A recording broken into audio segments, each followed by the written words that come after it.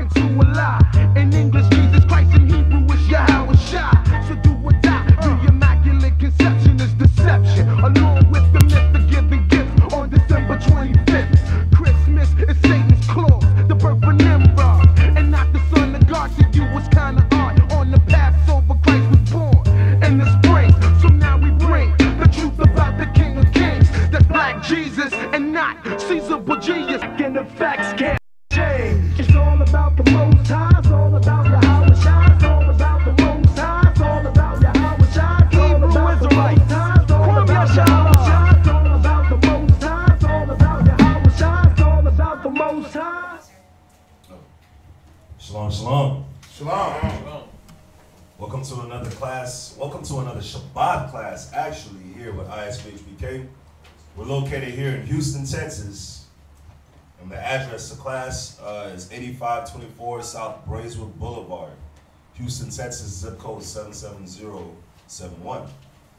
We also got classes in San Antonio and Albuquerque, New Mexico. So if you have anybody in the area or you yourself are in that area and you would like to congregate with Houston, please join. Do as the scriptures say. And if you have anybody in the San Antonio or Albuquerque New area, reach out to us and we'll get you linked up with the brothers and sisters out there in Albuquerque and San Antonio. So today for the Shabbat, we got the sisters. They'll be selling hot plates to raise funds for the school, to raise funds to upgrade the school, I should say. And us brothers, we have a business in First Colony Mall where we sell our oils. So if you like to stop through, if you like to smell good, we got the hottest mitzvahs in the world, not just Houston. So if you like to smell good, come check us out. If you like the house to smell good, we make some really dope mitzvahs, man.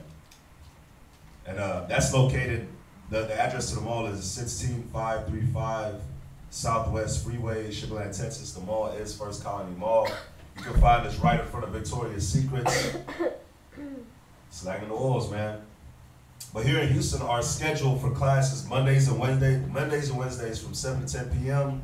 Fridays from 6 to 9 p.m. and Shabbat morning class is generally from 10 a.m. to 2 p.m. Sometimes we go a little longer depending on how many questions we got as well.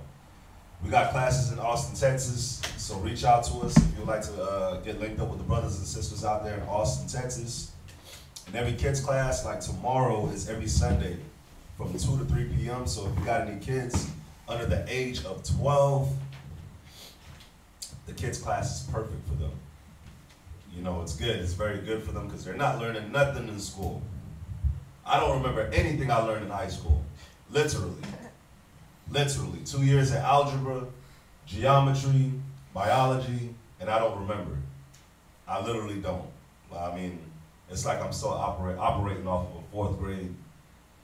The stuff that I learned in 4th grade, how to divide, count, multiply, read, writing the right way.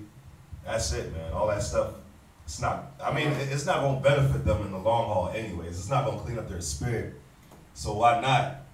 Why not let them get, on a Sunday from 2 to 3 p.m., 1 hour of class that's very beneficial for their spirit, where they're going to learn some real history and not America's garbage history, where they don't teach them anything at all. They teach that Christopher Columbus, discovered the Western world, but there was already people here. So there's no way he discovered it if there was already people here.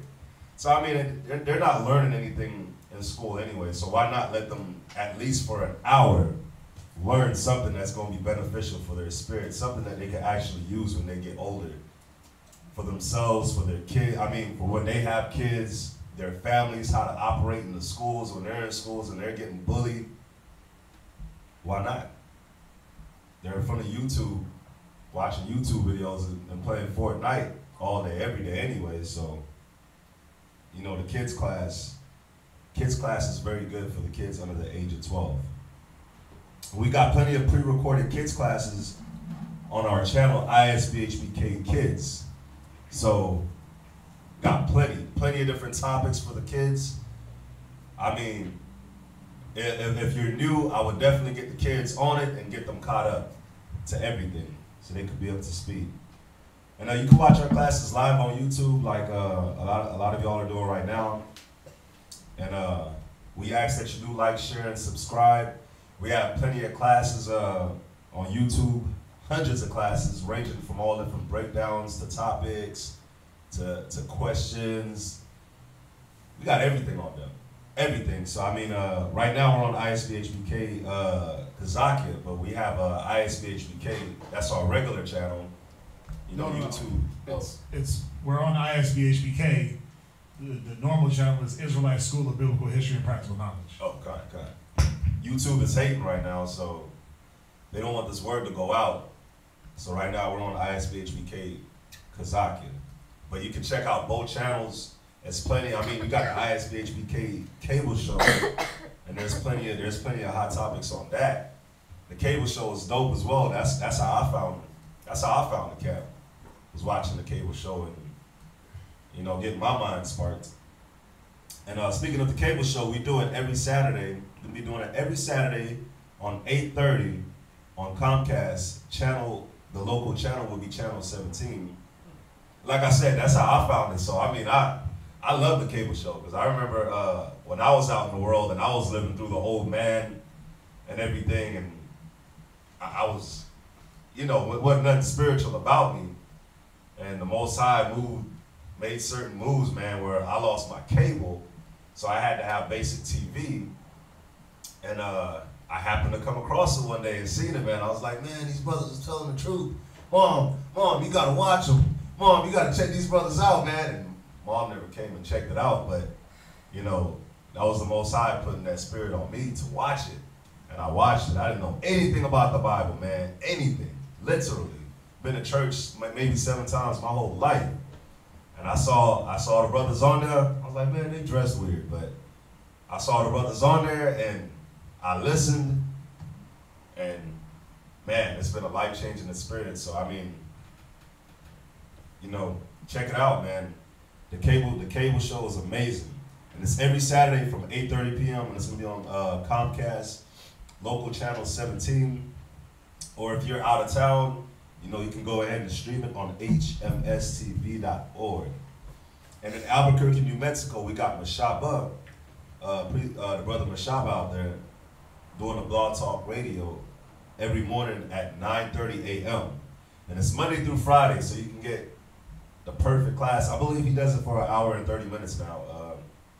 But as your day starts, man, just tune in. 9:30 in the morning is the perfect way to start your day. If I'm off, I usually go for a little run, and that's what I'm listening to while I run.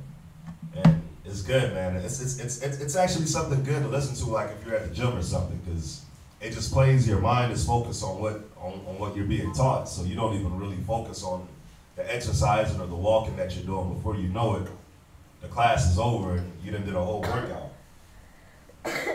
And Israelware is taking orders. You can find them on Facebook at Israelware. It's at Israelware on Facebook. So you can get some nice garments made, like the armbands right here for my brother, with the pokey things on there, looking fresh. The headbands, everything, tunics, girdles. We make it all, baby. And check us out on Facebook. And if you'd like to reach one of the teachers, one of the priests, we got Priest Quatzazat right here to my left. His number is 303-557-8979. We ask that you only text during class, but after class you can blow his phone up like I do. And you got Priest Kazakia right now. He's out there in Arizona with the other 2 brothers out there. His number is 281-707-2737. And again, we ask that you only text during class, but afterwards, you know, you can hit them up, get any questions answered. And if you any questions, concerns, you can email us at isbhbk@isbhbk.org. And if you'd like to donate anything, any form of contribution is welcome and needed.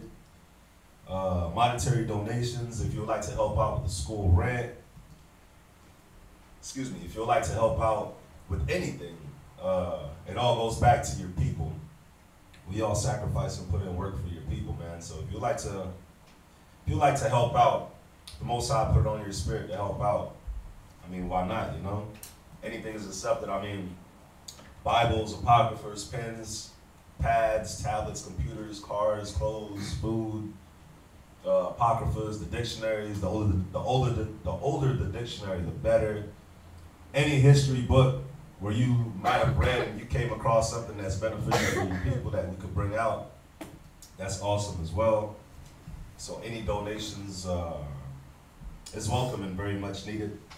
If you'd like to drop something in the Wells Fargo account, which is a lot easier than going to Western Union or MoneyGram or anything like that, the Wells Fargo account number is, it should be on the screen.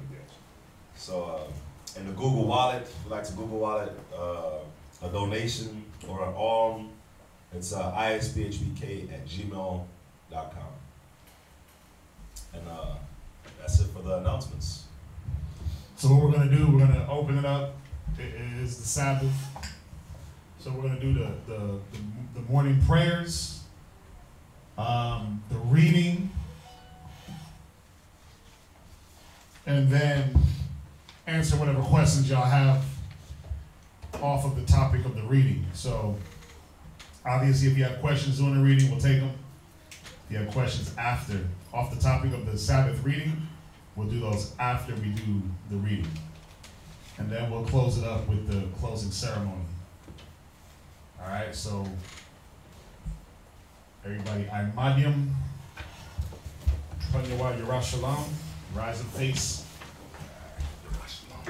Jerusalem.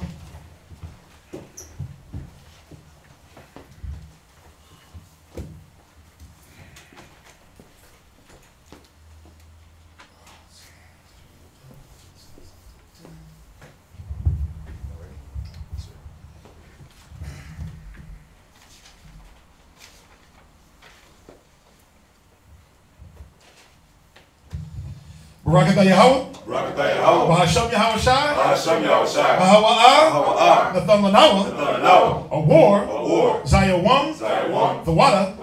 Aman. Aman. And it's bless you, Yahweh, in the name of Yahweh Shai, that gives to us the light this day. Thanks, so be it. And the lights, the lighting of the candles represents the knowledge, wisdom, and understanding, the enlightenment of the Most High. And you can read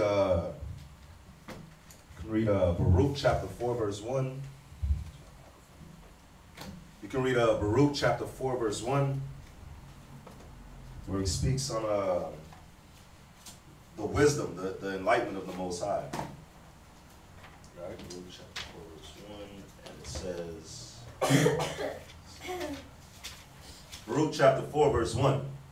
This is the book of the commandments of Yahweh, and the law that endureth forever. All they that keep it shall come to life, but such as leave it shall die. Turn thee, O Jacob, and take hold of it. Walk in the presence of the light thereof, that thou mayest be illuminated. Barakatah Yahweh. Barakatah Yahweh. Bahasham Yahweh Shai. Bahasham Yahweh Shai. Bahawa'ah. Natham Lanawa. Rayash. Nayachacha. Thawada. Aman. Aman. And it's bless you, Yahweh, in the name of Yahweh Shai, that gives to us the sweet savor.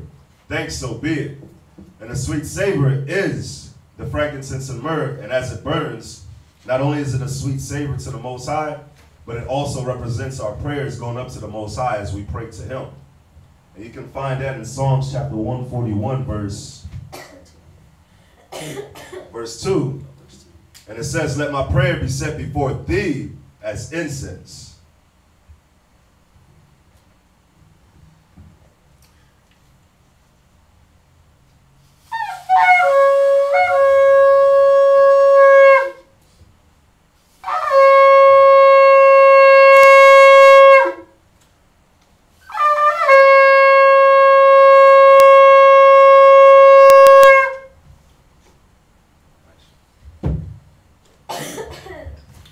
Barakatah Yahweh. Barakatah Yahweh. Bahasham Yahweh Shai. Bahasham Yahweh Shai. Bahawa'ah. Natham Lanawa. Hashabbat. Bashalom.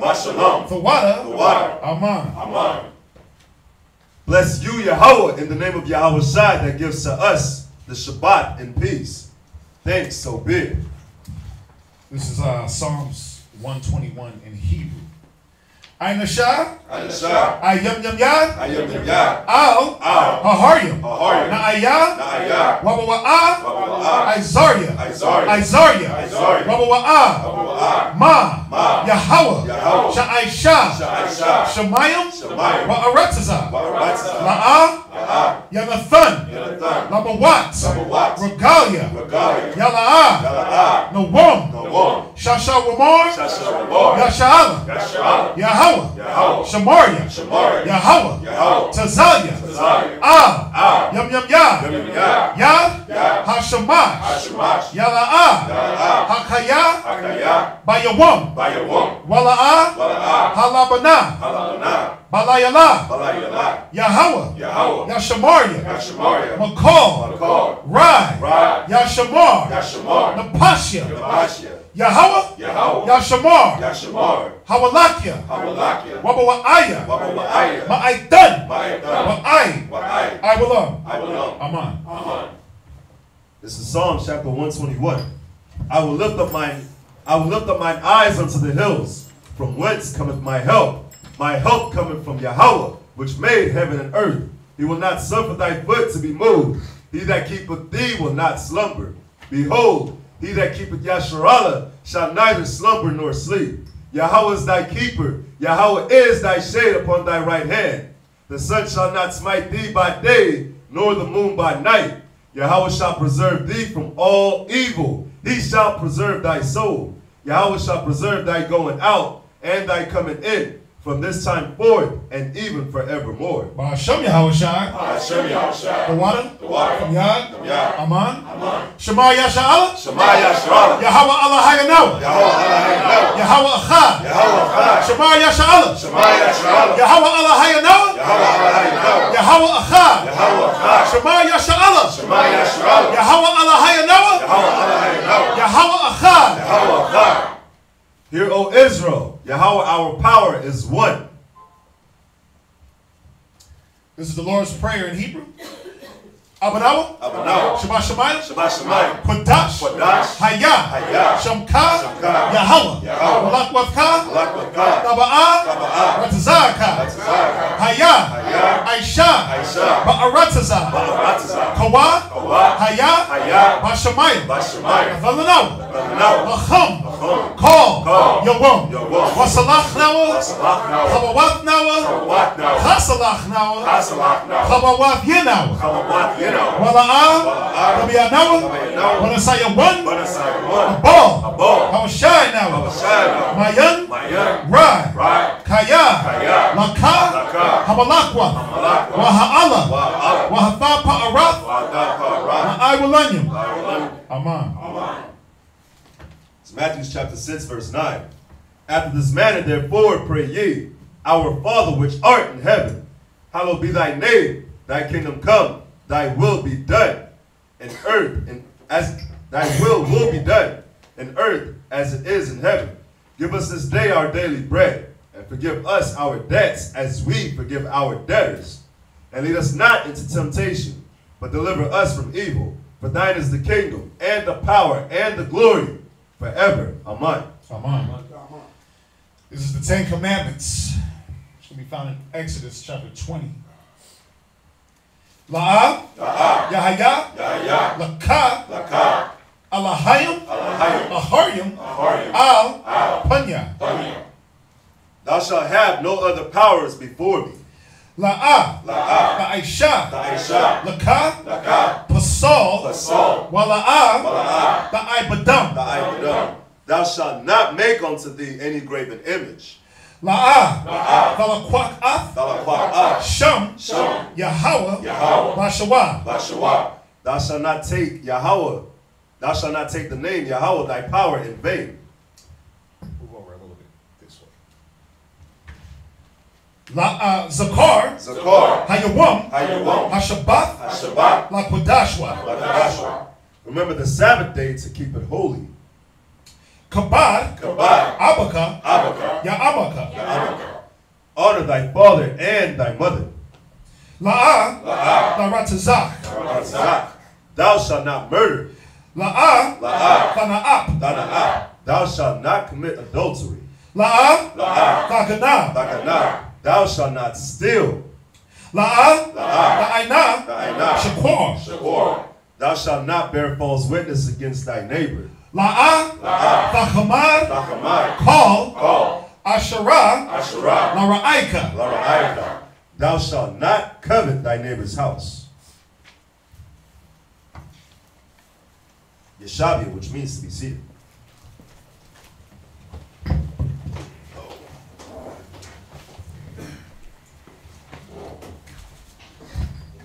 Shalom everybody online, shalom everybody in class. Thanks once again for joining us for those opening morning prayers. So what we're going to do, we're going to get into the reading. So we're going to be at,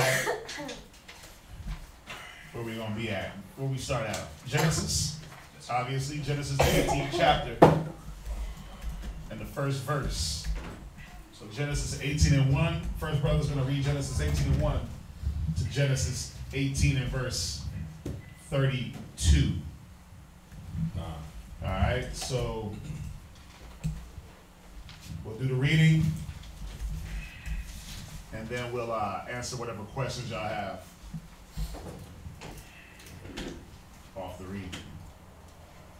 So we're at Genesis 18 and verse 1. Let's see. Yep. Take it away. Genesis chapter 18 and verse 1. And the Most High appeared unto him in the plain of Mamre, and he sat in the tent door in the heat of the day. And he lifted up his eyes and looked, and lo, 3 men stood by him. And when he saw them, he ran to meet them from the tent door, and bowed himself toward the ground. And said, My Lord, if now I have found favor in thy sight, pass not away, I pray thee, from thy servant. You said my what? My Lord. My who? My Lord. 3 men did what? Said 3 men came to him, right? Okay. Right. So how come he didn't say my lords? It was 3 men that came to him, right? But he recognized one of them as what? My Lord. My what? My Lord.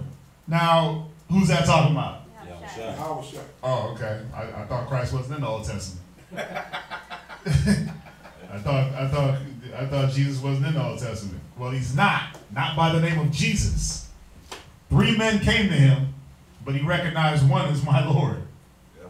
Go ahead, read on. Let a little water, I pray you, be fetched, and wash your feet, and rest yourselves under the tree. And I will fetch a morsel of bread, and comfort ye your hearts. After that ye shall pass on, for therefore are you come to your servant. And they said, So do, as thou hast said. And Abraham hastened into the tent unto Sarah, and said, Make ready quickly 3 measures of fine meal, knead it, and make cakes upon the earth. And Abraham ran into the Wait, and she rebutted? Nah. She got pissed off and got mad, like, why I gotta do that? Who are them niggas?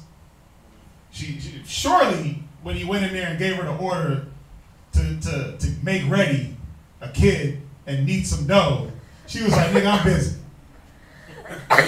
I can't do that right now because I'm busy. TV is on, Instagram. Surely that's how our women operated. He gave her the order to be hospitable, and she was like, I can't do that. Who's that? That ain't Christ, right? Is that what she said? Man, come on, read on. I'm having fun right now. Verse 7. And Abraham ran unto the herd, and fetched a calf, tender and good, and gave it unto a young man, and he hasted to dress it. And he took butter and milk, and the calf which he had dressed, and set it before them. Listen, you gotta see, man, verse 6, and Abraham hastened unto the tent. He wasn't just walking around lackadaisical. He knew who was in front of him. He was like, listen, bro, let me make y'all something to eat. let me help y'all soul. Let me get y'all some water. Let me be hospitable. You know, when you go into, we went into it last night. Go to Titus real quick. Go to Titus chapter 1. We read this last night. Go to Titus 1, and I think it's verse 8. If I'm not mistaken, Titus 1. Yeah. Start at verse 7. Titus chapter 1, verse 7. And all things showing thyself a pattern of good works. Titus 1 and 7? Titus 1 and 7. For a bishop must be blameless. Go ahead. As the steward of Yahweh. Read. Not self-willed. Come on. Not soon angry. Not given to wine. No striker. Not given to filthy lucre. Go ahead. Verse 8. But a lover of hospitality. He must be what? A lover of hospitality. Yeah, you gotta love to be hospitable. Look how hospitable Abraham was when these three men came to him. Look how hospitable he was ready, man. He was like, listen. He ran to his wife. Get on point, right? Go ahead and make ready a kid. Need some dough. We got to get it popping. We got guests. Sarah couldn't be like, oh, well, nigga, I'm doing my novellas. I'm busy with the kids. I'm doing laundry. It didn't matter. I'm asleep. Oh, I got to go do something else. Or I'm just rebellious. And she got on her job. Boom, boom, boom, boom, boom. Lover of hospitality. See, the beautiful thing about Abraham was one of the reasons why the Most High chose Abraham. And we can find the scripture where it said the Most High said he knew he would teach his family. You know what scripture I'm talking about? It's in Genesis. The Most High said he knew that Abraham would teach his family and teach his children the proper way. So Abraham couldn't be hospitable and Sarah just be garbage. No, it trickled down. You can't be the hospitable husband and your wife is like, I don't know why we got to do that. Or vice versa. You know, he was taking lead. He was being that bishop in his household. Find that for me real quick.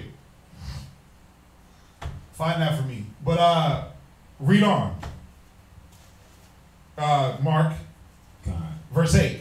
A lover of good men. A lover of what? Good men. Go ahead. Sober. Just. Right. Holy. You see that? Read on. Temperate. Right. So these were the attributes of these were the attributes of Abraham. Way before anything was written down of thou shalt not, thou shalt do, it said Abraham's righteousness was accounted because of his faith. Oh, we're gonna read it actually. Yeah, we're gonna read what? The one that I just pulled? Yeah, 18 and 19, he's gonna read it. Oh, perfect. Yeah, I'm in the spirit somehow. Come. Go ahead. Let's jump back to Genesis. So, I mean, y'all see that, man. Abraham ordered his house aright. He kept his house in order from the jump. Even if you go back to Lot, the situation with him and Lot, where his cattle was enormous, Lot's stuff was growing, and he said, listen, man, let's separate. You go whatever way you go, I'll go the opposite way. Was it because he hated Lot? No, because he understood that there was the earth was big enough where they could just divide it equally and have enough where they don't have to run into each other, herdsmen fighting each other, not to cause any content or strife. You know, it says a bishop must be blameless, a steward of the Most High, not self-willed. He wasn't doing that for his own self-will. He was doing that for the goodwill of everybody. When he told Lot to, I think we read it earlier, right? Or are we there yet? Did we read that yet? With Lot? With him and Lot? Yeah, we read that already. I wasn't here last week. Yeah. But yeah, not self-willed, not soon angry, not quickly angry. Abraham wasn't quickly angered about the fact that the herdsmen went at it. He didn't go to Lot like, man, get your nigga in check or I'm going to kill your whole cattle. He didn't do that. He came up with a peaceful solution for everybody. Not giving the wine, not a striker. Not giving the filthy lucre, but a lover of hospitality, a lover of good men. Sober, just. Abraham was a just man. That's why the Most High dealt with him. So we got to see that, you know, all these things that we're attaining or trying to attain to, you know, some men just naturally possess certain talents off the jump, off the bat. You know, so, and I'm saying that we don't, because we come equipped with certain talents, just not all. And even with the talents that we have, they got to be worked on day by day. You got to get better at being temperate. You got to get better at being just and you know, fair and long suffering and all these different attributes. It's about getting better through time. So let's jump back. Let's jump back to Genesis. Genesis chapter 18. Oh, there, yeah, he put 18 and 19. Throw out. Yeah. Go ahead, read. In verse 8. And he took butter and milk and the calf which he had dressed and set it before them. And he stood by them under the tree, and they did eat. And they said unto him, Where is Sarah thy wife? And he said, Behold, in the tent. And he said, I will certainly return unto thee according to the time of life. And lo, Sarah thy wife shall have a son. And Sarah heard it in the tent door, which was behind him. Now Abraham and Sarah were old and well stricken in age, and it ceased to be with Sarah after the manner of women. Therefore Sarah laughed within herself, saying, After I am waxed old, shall I have pleasure, my Lord, being old also? Verse 13.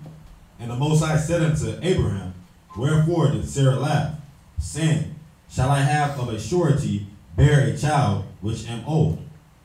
Is anything too hard for the Most High? At the time appointed will I return unto thee, according to the time of life, and Sarah shall have a son. Then Sarah denied, saying, I laugh not, for she was afraid.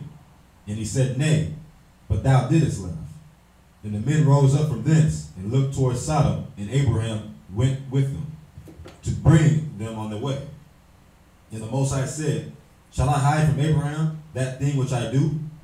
Seeing that Abraham shall surely become a great and mighty nation, and all the nations of the earth shall be blessed in him. For I know him. For what? For I know him. Go ahead. That he will command his children. What will he do? He will command his children. Go ahead. And his household after him. Now, Deuteronomy 6 tells you that, somebody go to Deuteronomy 6 and 6 real quick. Now, see, this is how you know that it's little small things when you read Genesis. You're hit with the law, like you're hit with them doing the law without a thou shalt. Watch, read Deuteronomy 6 and verse 6. Deuteronomy chapter 6 and verse 6. And these words which I command thee this day shall be in thine heart. Go ahead. And thou shalt teach them diligently unto thy children. You should do what? Teach them diligently unto thy children. Read verse 19, Mark. For I know him that he will command his children. Go ahead. And his household after him. Read. And they shall keep the way of the Most High. Right. Now, obviously, Deuteronomy is after Genesis. Got it. But Abraham was in the mind of the law. He was in the spirit of the law. He was doing things in the law without the thou shalt. Why? Because the oral tradition was handed down to him. And we can go at this all day.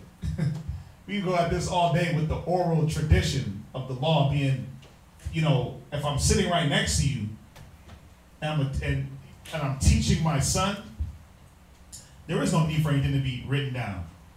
Why do you think the Bible says, be not a forgetful hearer? Right?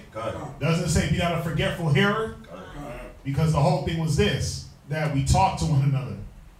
And I sat my son down and I talked to him. I taught him the law, not writing it down and just, hey, read that. But it was like, okay, son, you know, we shouldn't do this, we shouldn't do that. You know, so, you know how you teach a child, he does something, you say, oh no, okay, don't do that because of this. That's how we taught our children. And it went on, and it went on, and it went on, and it went on until it had to be written because, for one, we forgot. We was in captivity so long. We were living after the customs of the Egyptians. So it had to be written down for us to go back and say, okay, I know y'all forgot. Let's get y'all right, and then let's continue back Let's continue back the tradition of orally talking to our children. But now you have a written reference that you can go to because y'all ain't gonna remember all this. I mean, who remembers the whole law? Who's that skilled in the law that you remember all 600 plus laws? Nah. There's laws, there's statutes, there's sub-statutes, there's commandment, I mean, come on, you got even Paul giving advice. He would say, this is not commandment, but this is coming from me. So it's a lot to remember. That's why we have to have it written to be able to go back, and then there's no excuse for not knowing. You can't have that excuse that, I didn't know. No one told me. Now you can just pick up the book. See how that works? So the Most High got all the bases covered for us. If we desire to learn, if thou wilt, thou shalt be taught. Yeah. So that's what it's about. Where we at? Verse 19. Uh-huh. And Awesome. third to last precept. Go ahead. To do justice and judgment, that the Most High may bring upon Abraham that which he hath spoken of him. And the Most High said, because the cry of Sodom and Gomorrah is great, and because their sin is very grievous, I will go down now and see whether they have done altogether according to the cry of it, which is come unto me. And if not, I will know. And the men turned their faces from thence, and went toward Sodom, but Abraham stood yet before the Most High. And Abraham drew near, and said, wilt thou also destroy the righteous with the wicked? Peradventure, there be 50 righteous within the city, wilt thou also destroy, and not spare the place for the 50 righteous that are therein? Think about it, man. Think about this. Where you at? I just finished verse 24. Right. So Abraham knew what was going on in Sodom and Gomorrah, but he was even lobbying for them for the Most High not to destroy them. Yeah. Think about it. Go ahead. Now, think about Abraham, and he's lobbying and saying, "Listen, don't destroy the whole city." And obviously, he knew Lot was there, and then think about the way we get sometimes, where we just want to kill everything. God, yeah. Kill every homosexual, let them die. Kill every this, kill every that. Think about it.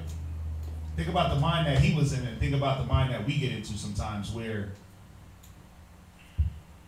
again, the spirit that was in Abraham was, it was compassion, it was mercy, it was forgiveness, and he understood the spirit of the law, where it was about grace, it was about forgiving. He knew that the Most High was merciful and long-suffering. Was it like Yahweh Shai when the Edomite touched his friend? Same thing. She touched the friend, she was healed. He was like, because of your faith. Yeah, because couldn't he have just been like, don't ever touch me, you Edomite dog, filthy animal? Right? I mean, he called the other one a dog, right? but he didn't do it like, you filthy dog, animal, beast, brute. You know what I mean? But he checked her, but he still let her roll, right? He still let her, she said even the dogs eat the crumbs on the table. Yeah. He was like, okay, you're right. You admitted what you were, you're good to go. But it was always about, the whole point, what brothers don't understand, what sisters don't understand sometimes, is that the law wasn't given for you to break it and die. That wasn't the purpose of the law. The purpose of the law was for you to understand that if you did break it, you would die and not break it. So there had to be death to show that example. The scriptures say, rebuke them sharply so that all may fear. So if I see one man die for damn doing something stupid, I was supposed to say, I ain't gonna do that. But then, before a man died, there was sacrifice. I was supposed to see my animals get sacrificed and say, damn, okay, I don't want to keep committing sin for little baby doves and little baby lamb to suffer because of me. I was supposed to develop some type of compassion for the things that have to die because of what I'm doing. What's that? What you got? Come on, go ahead. This is 2 Corinthians chapter 5 and verse 11. And it's just to go on the point that we just read, how Abraham knew that Sodom and Gomorrah was about to be destroyed. But he lobbied. I don't say he lobbied, but he spoke with Christ just to see. You know what I mean? And really, because he knew that there was, and when you read verse 25, he knew that there was some righteous men in there. He knew that Lot was in there. He knew that Lot was there, and if the Most High killed the whole city, Lot would die. So he was kind of lobbying on everybody's account for the righteous that were there. Because, was the whole entire, well, obviously the whole entire city was wicked, because only Lot was saved. Yeah. So Lot and his daughters, so obviously the whole city was off. But Abraham was like, well, listen, you going to slay the righteous with the wicked? Well, go ahead, what you got? So 2 Corinthians chapter 5, verse 11. Knowing therefore the terror of the Lord, we persuade men, but we are made manifest unto God. And I trust also are made manifest in your consciousness. And the reason being why I put the scriptures, because it's the same thing. Like, we know the terror that the Lord is coming with, the judgment that he's coming with on this place. So we try to persuade men, like, man, get right, because we don't want to see you fall. We don't want to see you fall like Sodom and Gomorrah. We got friends, we got family members with their families and their kids that we know. And we know that their spirit is contaminated, but we know, like, damn, man, like, you don't got to go out like this.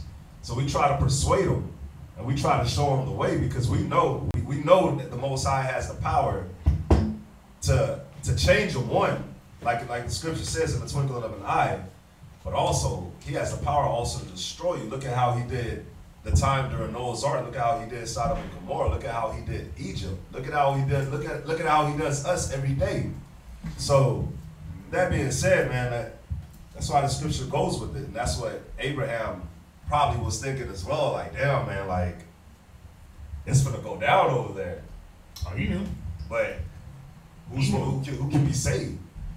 But that's why he was lobbying. Jump back. Now, verse 13. That is Yahushua speaking, right? Come. That is Yahushua speaking.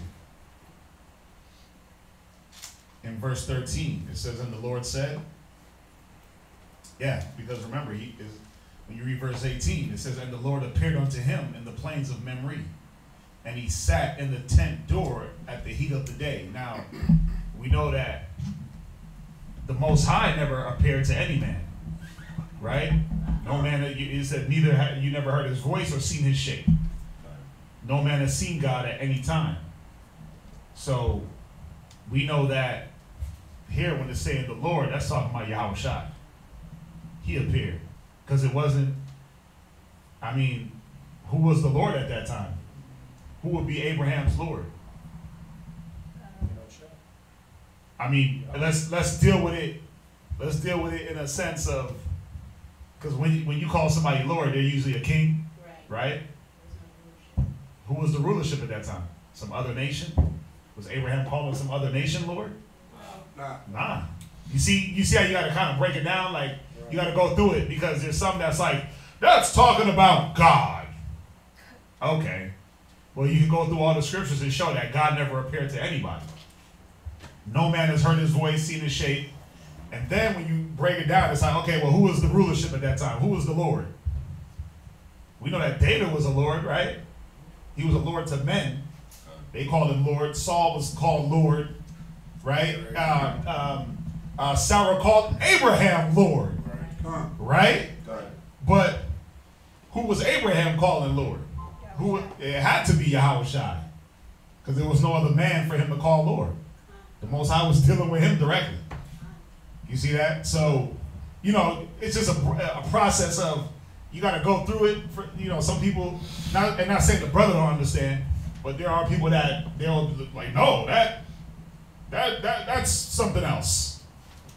Even when you go to Psalms 110:1, it said, "The Lord said to my Lord." Who the hell was David's Lord? David was king. So who was David's Lord? Saul's dead and gone. So it had to be Yahweh Shai. So the king ain't gonna call nobody else Lord, a man in the flesh. There's no reason for that. So, you know, you just break it down and you'll be able to see. So yeah, he was speaking, that was Yahweh Shai. That was Yahweh Shai, known as the Lord. Go ahead, read on. Verse 25. Uh-huh. That be far from thee to do after this manner, to slay the righteous with the wicked, and that the righteous should be as the wicked, that be far from thee. Shall not the judge of all the earth do right? And the Lord said, if I find in Sodom 50 righteous within the city, then I will spare all the place for their sakes. And Abraham answered and said, behold, now I have taken upon me to speak unto the Lord, which am but dust and ashes. Peradventure, there shall lack 5 of the 50 righteous. Wilt thou destroy all the city for lack of 5? And he said, if I find there 40 and 5, that's what I was thinking. I will not destroy it. That's what I was thinking of. We're going to get that. Hold on. That's why I was saying what I was saying, and I couldn't. Go ahead, read on. Verse 29. Uh-huh. And he spake unto him yet again and said, peradventure there shall be 40 found there. And he said, I will not do it for 40's sake. And he said unto him, oh, let not the Lord be angry, and I will speak. Peradventure there shall be 30 be found there. And he said, wow. I will not do it if I find 30 there. Ooh. And he said, behold, now I have taken upon me to speak unto the Lord. Peradventure there shall be 20 found there. And he said, I will not destroy it for 20's sake. And he said, oh, let not the Lord be angry, and I will speak yet but this once. Peradventure 10 shall be found there. And he said, I will not destroy it for 10's sake. No, so from there, go to Ecclesiastes, Wisdom of Solomon. Oh, Second Ezra, excuse me, Second Ezra 7. Okay. Just get a couple of precepts.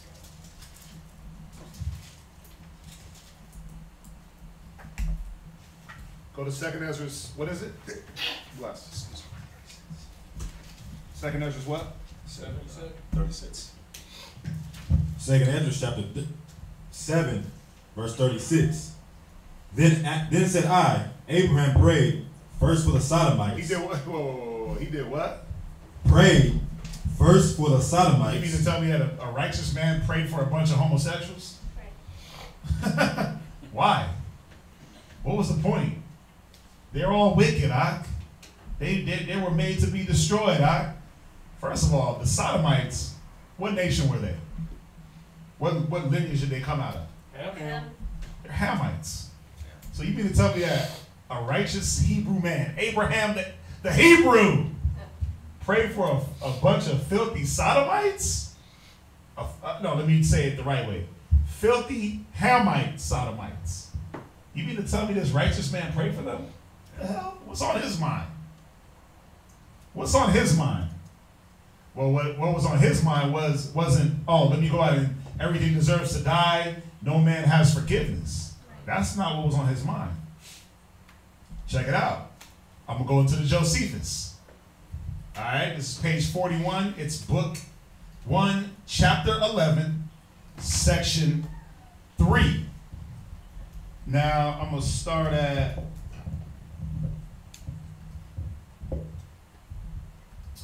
I'm going to go up here.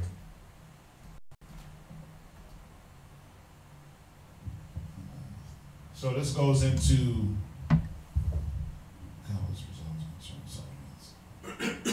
give me one sec.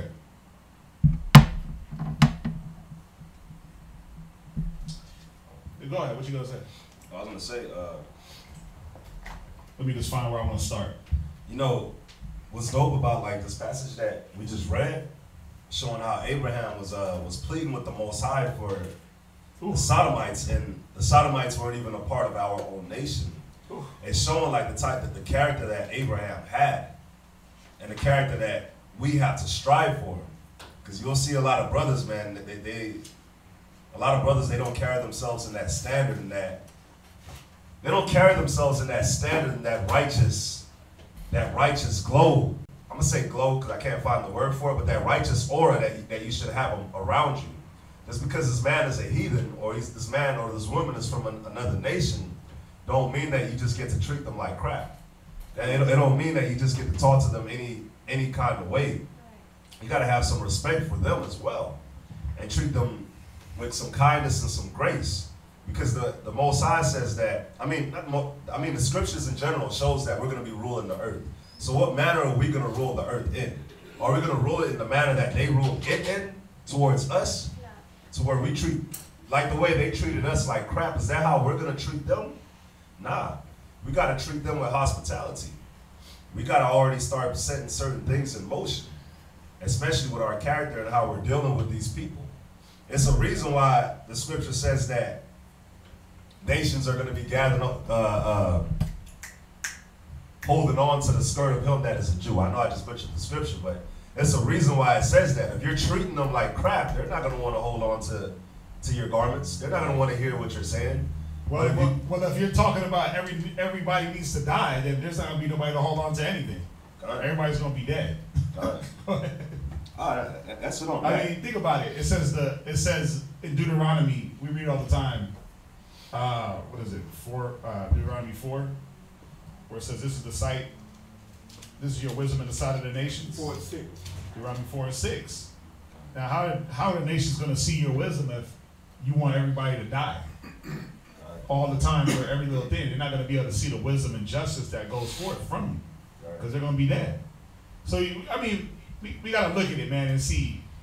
We can't be judge, jury, and executioner. Abraham wasn't trying to be judge, jury, and executioner. Watch. Check this out. I'm going to read from the Josephus. Book 1, chapter 11, section 1. That's where I'm going to start. So this is going to go backwards a little bit from where we read. It says, "About this time, the Sodomites grew proud on account of their riches and great wealth. They became unjust towards men and impious towards God." So they believed in the Most High, then they stopped. Right? Because let's think about it. If they come from Ham, and Noah taught his children, he taught them of the Most High. Like, at one time they knew of the Most High, they believed. Then they stopped. It says they became impious. When you're pious towards something, that means you respect it. You got respect for the Most High. When you become impious, you stop believing. Right? Inasmuch that they did not call to mind the advantages they received from him. So the Most High made them rich. The Most High was the one that made them wealthy. It says they hated strangers and abused themselves with sodomitical practices. So they were homos, right? God was therefore much displeased at them and determined to punish them for their pride. And he overthrew their city and to lay waste their country until there should neither plant nor fruit grow out of it. Now it's funny, Sodom and Gomorrah was 5 cities. Now it's funny, man, I was watching a documentary the other day, and they went to where they believe Sodom and Gomorrah. And when you go there, even today, up until today, you'll still see the sulfur. Yeah. The sulfur stones that flew out of the sky and burned it. That land, nothing grows. It's just sulfur rocks, white sulfur.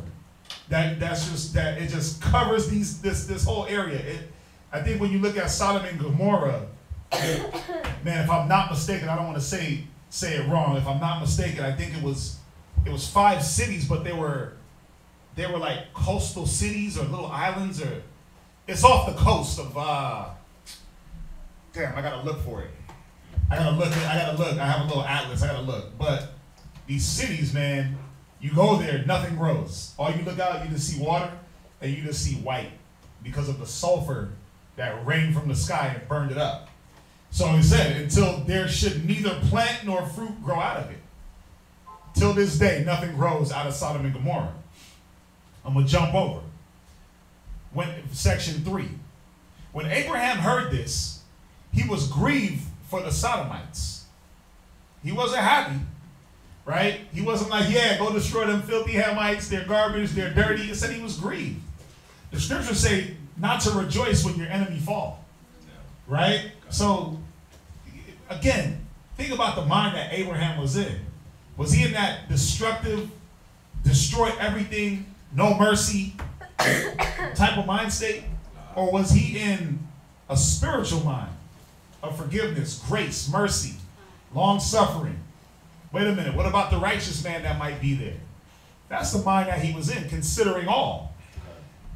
It said he rose up and besought the Most High for them, and entreated him that he would not destroy the righteous with the wicked. So that was the main reasoning. And when God had replied that there was no good man among the Sodomites, for if there were but 10 such men among them, he would not punish any of them for their sins.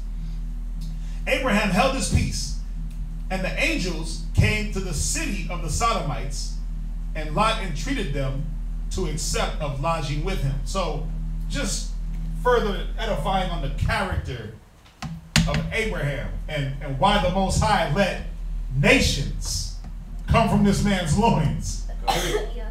I was just thinking too, along the lines of that mercy and that grace and that forgiveness. Yahweh Shai was like that when he was being crucified. And I mean, granted, that was towards Israel, that he was asking the Most High to forgive them for they know not what they do. Right. That same spirit of, Listen. there was wicked took my people, phone. plus, righteous people amongst them that just Check this out. easily destroyed. No, and you're absolutely right. Watch this. I'm gonna show you something. Just speaking on that about Yahweh Shai. Go to Matthew 26 and 53 real quick. Who was that? Oh, nobody? It was San Antonio, so I thought maybe it was like a brother. Go to Matthew. They didn't say nothing. Go to Matthew real quick. 26:53.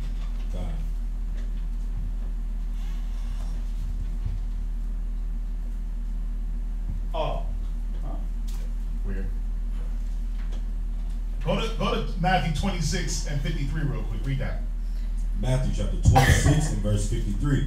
Uh-huh. Thinkest thou that I cannot now pray to my Father, Now this is Yahweh Shai speaking. Go ahead. and he shall presently give me more than 12 legions of angels? He'll give him what? 12 legions of angels. You see that? He was saying, you think I can't pray to my Father? And he'll send down legions of angels to destroy this place? And because this is when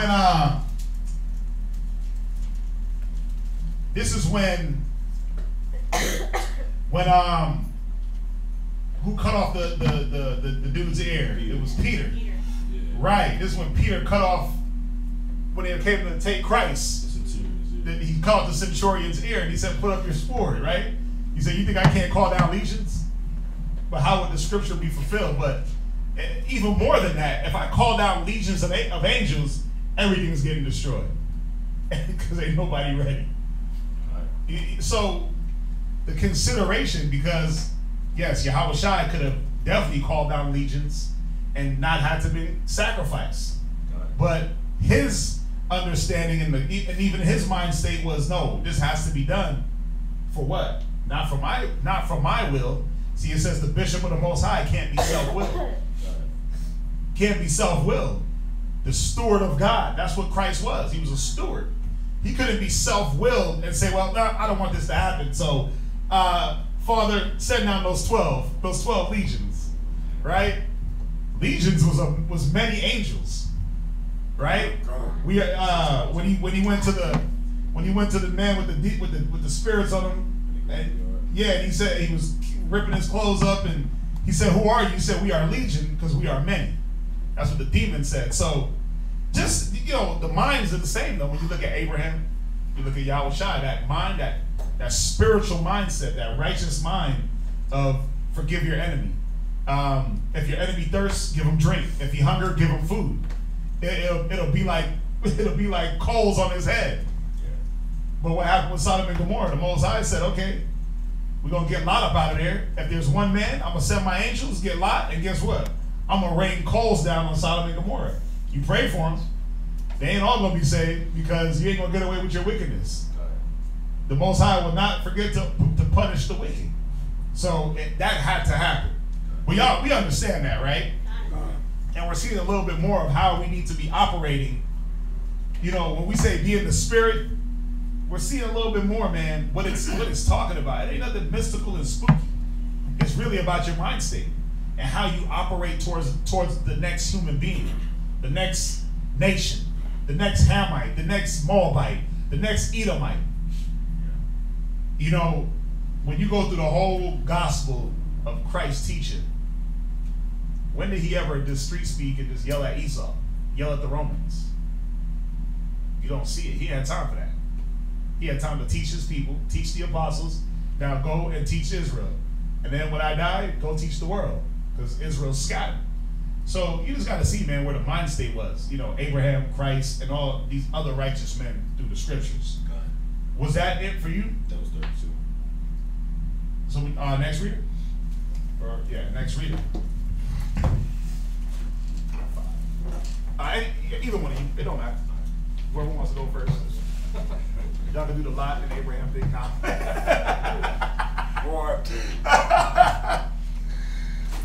Just having fun. Hey, I know that's right.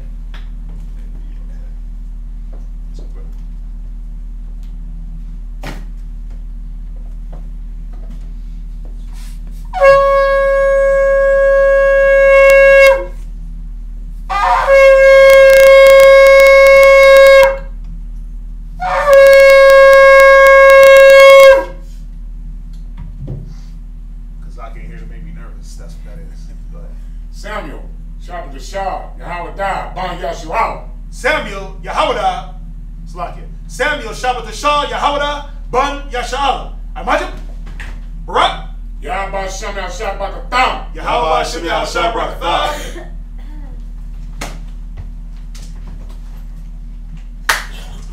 Yes, sir. Yes, sir. I'm going to say this, man. If y'all don't have a Josephus, y'all got to get one. Because it goes, listen, it's a historical book. It's a history book. It's no different than if we pull out a Babylon Timbuktu, or if we pulled out a, some other historical book.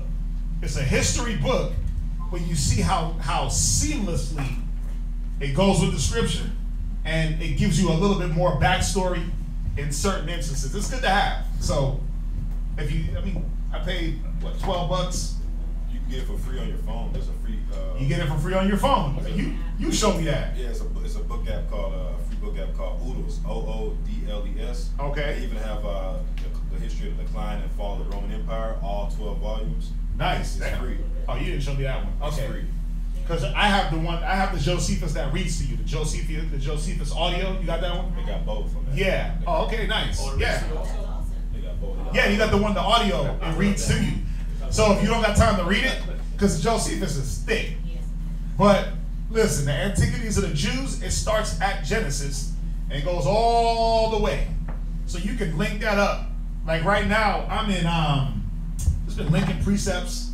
I'm in Kings, dealing with David. Or I'm in, where am I at? I forget where I'm at. But yeah, I mean, it's a good reference book, man. It backstory, a little bit. Some stories go more in depth. There's a story you read in Deuteronomy about the Midianite women. It doesn't go in depth into the scriptures, but it goes in depth into Josephus and really shows the Midianite women how they bedazzled the Israelite army men, the men of the army. When you deal with the story of Uriah the Hittite and David, Josephus goes in about how David was really dealing with Uriah. It goes in. So, again, a good little historical book. I know there's some brothers that's like, why y'all use that? Well, we use it because it's history. Is it 100% to the T on point? No. That's why it's a historical book. It's not the Bible. We're not saying that this is doctrine like before you pick the Bible up, you pick up the Josephus and learn the Josephus. This is, if anything, secondary, 100% secondary to the Bible. Get your Bible down, and then you can start going in here. But good book to have.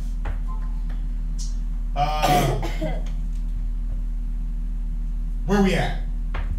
It's Genesis chapter 18, verse 33.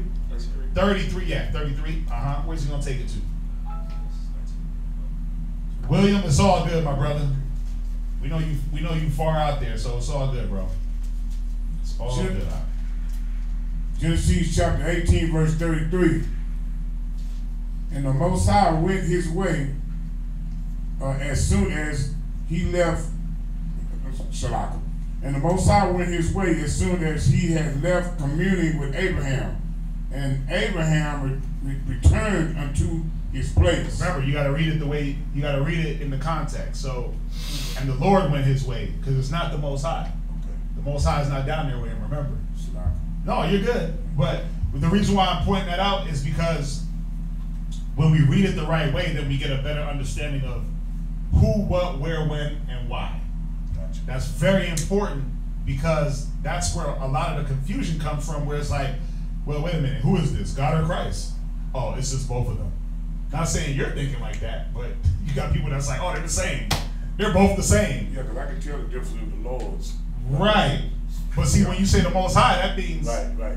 That was my fault. No, you're good. I just want to make sure that it's to make sure that our understanding for all of us. Go ahead, read on. Shalaka, I'm going to read that over. Genesis chapter 18, verse 33. And the Lord went his way as soon as he had left communing with Abraham. And Abraham returned unto his place. Chapter 19, Genesis chapter 19, verse 1. Any questions on 18? Okay, go ahead. And there came two angels to Sodom at even, and Lot sat in the gate of Sodom. And Lot, seeing them, rose up to meet them, and he bowed himself with his face toward the ground. And Wait, he did what? And he bowed himself with his face toward the ground. You see the respect he had for these men? He knew off the top who they were. He knew off the bat, these men are the men of the Most High. Why? It was easy. Look at what he was surrounded with. He was surrounded by a bunch of dudes with damn Kool-Aid on their lips. You know what I'm saying? He was about a bunch of sissy pants. So when he seen these bold men of Yahweh, he was like, oh, snap. Respect. It wasn't, I mean, you'll see the difference. You'll see the boldness of the men of Sodom, and the difference. It said that the Sodomites were proud. They were so proud, they tried to get with these angels. Like, yeah, we don't sleep with them. That's what they was on. Now, let's read on. Let's read on. Verse 2. He said, behold now, my lords, turn in, I pray you, into your servant's house, and tarry all night, and wash your feet, and ye shall rise up early, and go on your ways. And they said, nay, but we will abide in the street all night. Verse 3. And he pressed upon them greatly, and they turned in unto him, and entered into his house. Yeah, he was like, nah, y'all don't want to be out here in them streets. Y'all don't want to be out here because it's wickedness out here. These dudes is out here. Yeah, you don't want to be out here. Look, come on up in the house. It's safe. Let me ask y'all a question. You think these angels couldn't have protected themselves? They could do whatever they wanted. They could have destroyed. Now, you know, I'm looking at the story. 3 men came to Abraham, right? 2 went to Sodom. What did the 3rd do? Who was that? 3 men went to Abram. 2 went to Sodom. Where did the 3rd man go? Where did Yahweh Shai go? So he probably was going to counsel back with the Most High. Bro, he was the destruction. Remember, Yahweh Shai was known as the destroyer. In the Old Testament, it said, don't be destroyed of the destroyer. Yahweh Shai was known as the destroyer. He was the plague of Egypt. When it said that almighty word hopped out of heaven and ripped through the city, right? You think that he wasn't the brimstone and fire of Sodom? Come on, man. Think about it. Go ahead, read on. And he made them a feast, and did bake unleavened bread, and they did eat. But before they lay down, the men of the city, even the men of Sodom, compassed the house round, both old and young, all the people from every quarter. And they called unto Lot and said unto him, Where are the men which came in to thee this night? Bring them out unto us, that we may know them. Wow. Yep. Now think about it. When it said, when you go to Genesis 3 and verse 1, and it said Cain, it said Adam knew his wife Eve, right? And then it'll come back and say what? She conceived the son. She knew he knew his wife again.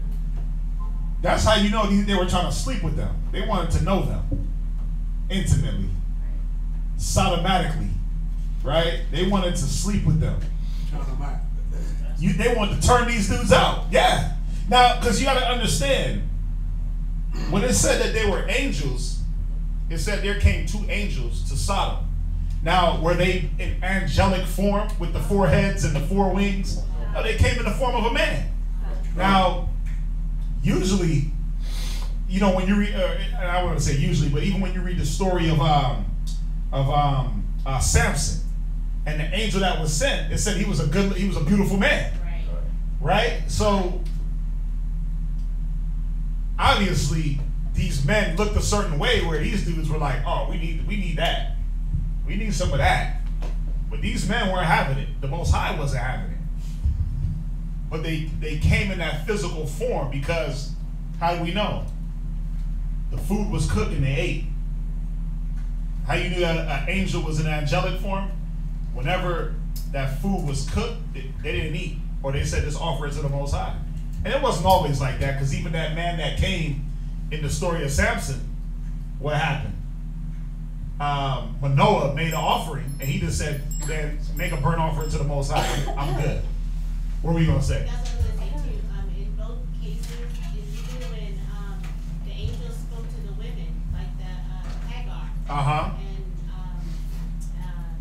and even Samson's mother,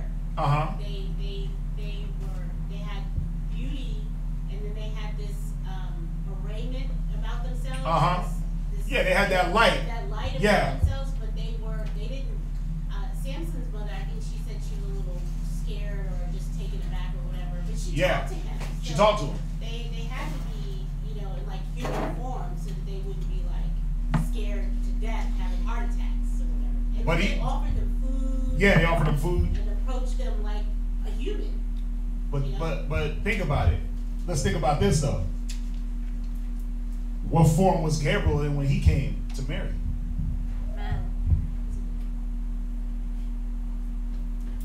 Where she was so terrified, she was like, wait a minute, what manner of salutation is this? She knew who it was.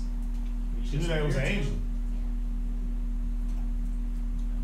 But also righteous too, a just, righteous woman that had the discernment, right? Yeah, of course. To know. Exactly. Yeah. I mean, we just got to see that the angels, they come in different forms. They're messengers. At the end of the day, what were these 2 coming to do? They were coming to deliver a message, but then to pull Lot out. That was their whole job. Even when the 3 came to Abram, they came to give him a message. Hey, your wife is going to conceive. So, we got to see that. But go ahead. Where we at? Verse 6, Genesis chapter 19, verse 6. And Lot went out at the door unto them, and shut the door after him, and said, I pray you, brethren, do not so wickedly. Verse 8, Behold, now I have 2 daughters which have not known man. Let me, I pray you, bring them out unto you, and do ye to them as is good in your eyes. Only unto these men do nothing. Listen, he was ready to sacrifice his daughters. Oh, man. He was like, listen, man, don't do nothing wicked. Look, take my daughters. They were like, hell nah. Go ahead. For therefore came them For therefore came they under the shadow of my roof. They're my guests. Go ahead. And they said, stand back. And they said again, this one fellow came in to sojourn, and he will needs be a judge. Now will we deal worse with thee than with them? And they pressed sore upon the man, even Lot, and came near to break the door. Man, go ahead. Verse 10. But the men put forth their hand and pulled Lot into the house together and shut to the door. Verse 11. And they smote the men that were at the door of the house with blindness, both small and great, so that they wearied themselves to find the door. Verse 12. And the men said unto Lot, hast thou here any besides? Son-in-law, and thy sons, and thy daughters, and whatsoever thou hast in the city, bring them out of this place.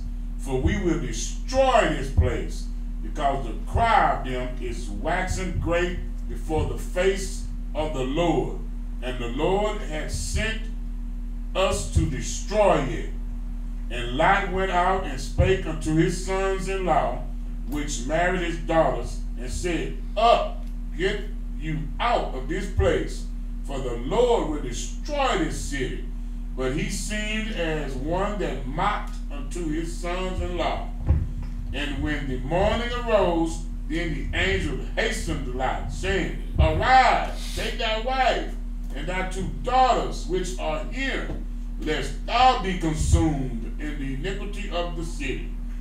And while he lingered, the men laid hold upon his hand, and upon the hand of his wife, and upon the hand of his 2 daughters, the Lord being merciful unto him. And they brought him forth and set him without the city. Verse 17. And it came to pass, when they had brought him forth abroad, that he said, escape for thy life. Look not behind thee, neither stay thou in all the plain. Escape to the mountain, lest thou be consumed. And Lot said unto them, oh, not so, my Lord. Behold, now thy servant hath found grace in thy sight, and thou hast magnified thy mercy, which thou hast shewed unto me in saving my life. And I cannot escape to the mountain, lest some evil take me and I die. Verse 20. Behold, now this city is near to flee unto, and it is a little one.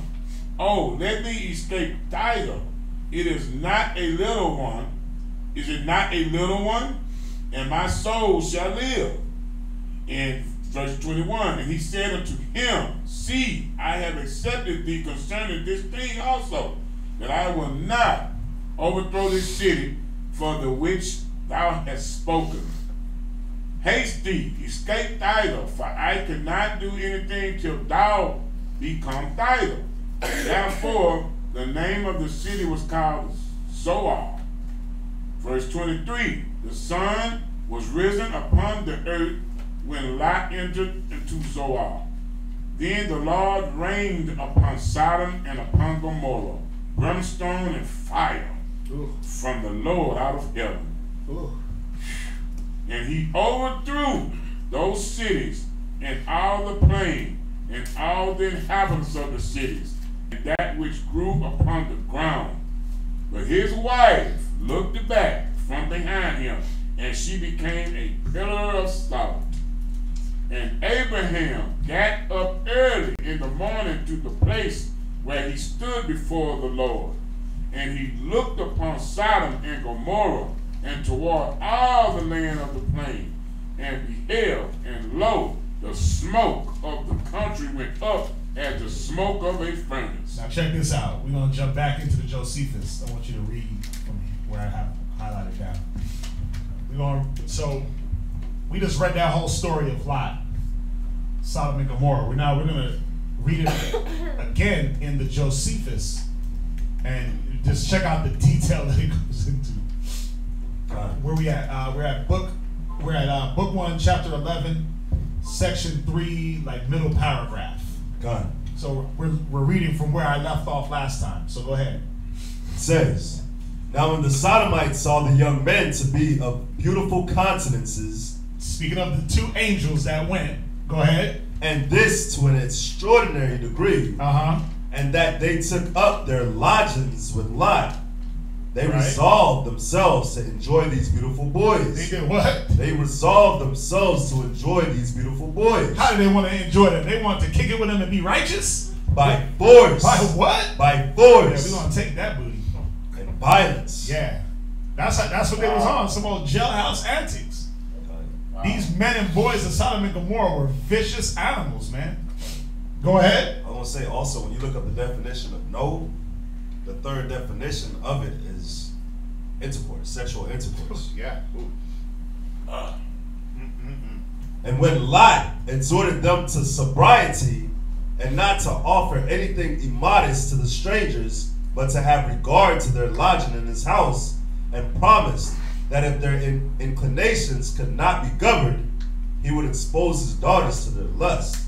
Yeah, he was like, man, y'all can take my daughters. They haven't known a man. But lied. He lied because it said his daughters had husbands. When you read on, it said he went to his son-in-laws. He was like, listen, man, I'll do anything. Take my daughters. They're virgins. Take them. Do what you will. They were like, we don't want no women.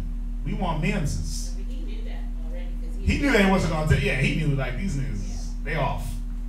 He was trying to get their minds sober. They were like, he was trying to flip that switch in any way to get their mind off the boys. They were like, we want men's. Like, I had a conversation about this one time, and I was like, people be thinking, like, brothers be thinking, like, they would cuss out, like, faggots and stuff like that. But you gotta think how many demons you gotta have on you to take up another man up the rectum, or you go up another man's rectum. So a lot of times, a lot of demons. Some faggots got so many demons. Like, I've seen, especially in school, like, a faggot will beat up a dude. It's like, if you ain't got the spirit with you, leave them you get be. whooped on by because they'll whoop on you. They know how to fight. They know how to do all that. For real. They still a man. They still got that strength. True. For real. Now they got that girly catty on top of the man's strength, on top of that. It's all weird, bro. It's demons. Legions of demons. Yeah. Bro. I seen a dude, like, he used to play football. Yeah. And he came out of high school, but I'm not, he's a Hamite, matter of fact, too. Yeah. But he could hold his weight with, like, just, like, straight boxing their hands. Yeah. So I would, like, brothers be like, man, that faggot, you want to cuss out faggots, brother? It's not going to be. Just because he's a faggot don't mean he can't fight. I mean, you got female fighters that'll whip some dudes. Let's be real. I want to see a dude go up against like a Layla Ali in her prime. Get your ass knocked out, because it's either you know how to fight or you don't. It ain't about like are you a woman or are you a man. Either you know how to fight or you don't. There's women out there. Come on, man, that'll whoop. What's the MMA fighter? Ronda Rousey. I want to see a couple of dudes go up against her. She'll whoop on them. Come on, man. I mean, that's just real. So, yeah, some of these homosexuals, man, they can get it in. You know, they know how to scrap. I've seen some dude they turn into a man real quick. That whole girly, that old girly faggoty, that lipstick get wiped off, that Kool-Aid get wiped off, and they throwing hands like they're back in dude mode. They throwing hands like let's get it. I've seen it. So you got to be careful, man. They got demons on them. I say it's not far fetched to believe they're trying to force themselves. Oh, they said they almost broke his door down. And I was just gonna say also too for the young that it said that there was and even in the scriptures it talks about young and old. Yep. Small and great. Yep. So these men like ran through the young boys. Oh yeah. They turned them out. Like all the men. Think about it. You was probably hitting your best friend's son. What? That's probably what it was going down. Like they was having like little brothels, all boys. Imagine what that city smelled like. Man, they was probably in them streets just openly, just the whole city openly gay. That's disgusting. Man, I couldn't put it past it where it was just all women, all men. It was just a city full of men. I wouldn't put it past that mind state that we don't even need women. I'm gonna do my homosexual acts in this city. This is where we gonna run to. What's the point of having women if you're just a bunch of fags? Men acting like women. You don't need them, right? It's like jail without the bars. You got to think about it. That jailhouse mentality, these homos, man, they be in jail. It kills me because they'll, you know, I'm gay in here, but when I get out, I'm straight. Nah, nigga, you gay everywhere. Because if you could lower your mind to, like he said, deal with a man in any situation, because you can be celibate, you can do that. You can have just restrain yourself. You don't got to go deal with another man. That's crazy. You in there painting some dude's nails and braiding his hair? Nigga, stop. And then you come out and you want to be a thug, you straight? Come on, man. Yo, listen, I used to live in Philly. And I used to listen to like the late night radio. I ain't had no TV at that time. This was like 2005, 2004. I ain't had no TV for like a whole year. I ain't watched TV. I was cut off. I cut myself off from a lot of stuff. But I would listen to the radio. And so I listened to these late night programs, you know, and you know, the later it got, the more raunchy. So man, you had these dudes calling in, like, yeah, I'm a thug, but I like when my chick uses the dildo on me. I'm like, huh? And these dudes sound gully as hell. Philly dudes. It'd be Philly, Jersey, and New York dudes. They'd call in, but it was a Philadelphia radio station, but that tri-state, you could pick it up. These Philly cats will call in, man, and that's where like the whole homo thug movement, like you're a homosexual thug, like they'll go out there, they'll sell drugs, they'll kill a nigga, and then they'll go deal with a dude on the low. Pants sagging, do-rags, all that. Timbs, North Face jackets, looking like a regular ass dude on the block, but he's a faggot on the low. That's what things have upgraded to now. It's just open. Like I'm an open thug. I'm an open homo thug. Now it ain't no coming out the closet. Niggas has been out the closet. The closet has been destroyed. You know what I'm saying? That's where we're at. Where come on, man. A lot of us can remember. I remember living in New York, riding the train, and when I seen two dudes hold their hands, it blew my mind. But it was never no black dudes. It was always some old 50-year-old white men. Like homosexuality was like for old 50-year-old white boys. Either a 50-year-old or an 18-year-old. Or even that. He'd be an old dude with a young boy. Yep. And they'd be on the train smooching. And you'd only see it though. I'd only see it if I went to certain parts of Manhattan. You sliding on the train through the village, and you know, they hop on and you like, and my mom was like, stop staring. And I'm like, what the hell's going on here? Like, they're holding hands. Wow. They're kissing. Like, that's not right. It would blow my mind as a little kid to see that, because you would not see it a lot. You wouldn't see it in my hood. Dudes, there was none of that. There was the worst you would see is a chick. We had the one homegirl, right? She hung out with all the dudes, so she was a tomboy. She played football with us. She played basketball with us. She fought with us. She did everything with us. Busting firecrackers, manhunt, everything. She did it all with the dudes. She was that chick. Yeah. Now she's a lesbian. But even before she discovered women, she was dealing with dudes. But you could tell, like, listen, don't mess with her because she knock your ass out. She was that type of chick. Like, she was in there. She played football with us with no pads. Like, she was out there. And then, you know, as she progressed in life, she went into the homosexual side. But that's the closest you saw where you didn't even think about her being gay. You was like, oh, she was a tomboy. You didn't know that tomboy was going to lead to faggot, to lesbian. Wow. It's so bad nowadays because not even like, I talk to some of my friends in the world, like, why do you care? They don't bother you none. Like, it's like, back then we were growing up, it used to be like, no, you see a faggot, you want to beat his ass up or something like that. Nowadays it's like, you'll see straight dudes like, oh, that nigga, he a cool faggot. Omar off the wire. Yeah. Nah, hey, Gabriel, Omar off the wire. I was just 50 Omar, like, I remember when I watched the first season of The Wire and I seen that, I was like, there go Philly. Because I was in Baltimore, right? But yeah, but my point is, that was ushered in because I can't think of any of the homeboys I grew up with that's gay right now. I can't. None. They all got women, as far as I know. That came in now after a whole new younger generation of kids under us. That was like, I'm gonna be a thug. I'm gonna run the block. I'm gonna do my drug thing, my fight thing, skip school, whatever. But I'm gonna be skipping school with a boy. I'm gonna get a little bit too close with the homie. We homeboys, but now, you know what I'm saying? We sitting there playing Madden, and I slide over and give him a kiss, and he don't stop me. Like, that's where it goes into. But the point is, me growing up, I'm almost 40. I'm 37. Me growing up as a kid, like 7, 8, 9, I didn't see that, man, until I was about 10. On the trip, like 10, 11, man, riding on the train with my mom, going through Manhattan, and the two faggots slide up on the train. I'm like, what the hell is... I looked at my mom like, huh? She was like, and you know, she didn't really, she was just like, don't stare. I'm like, this is weird. Yeah.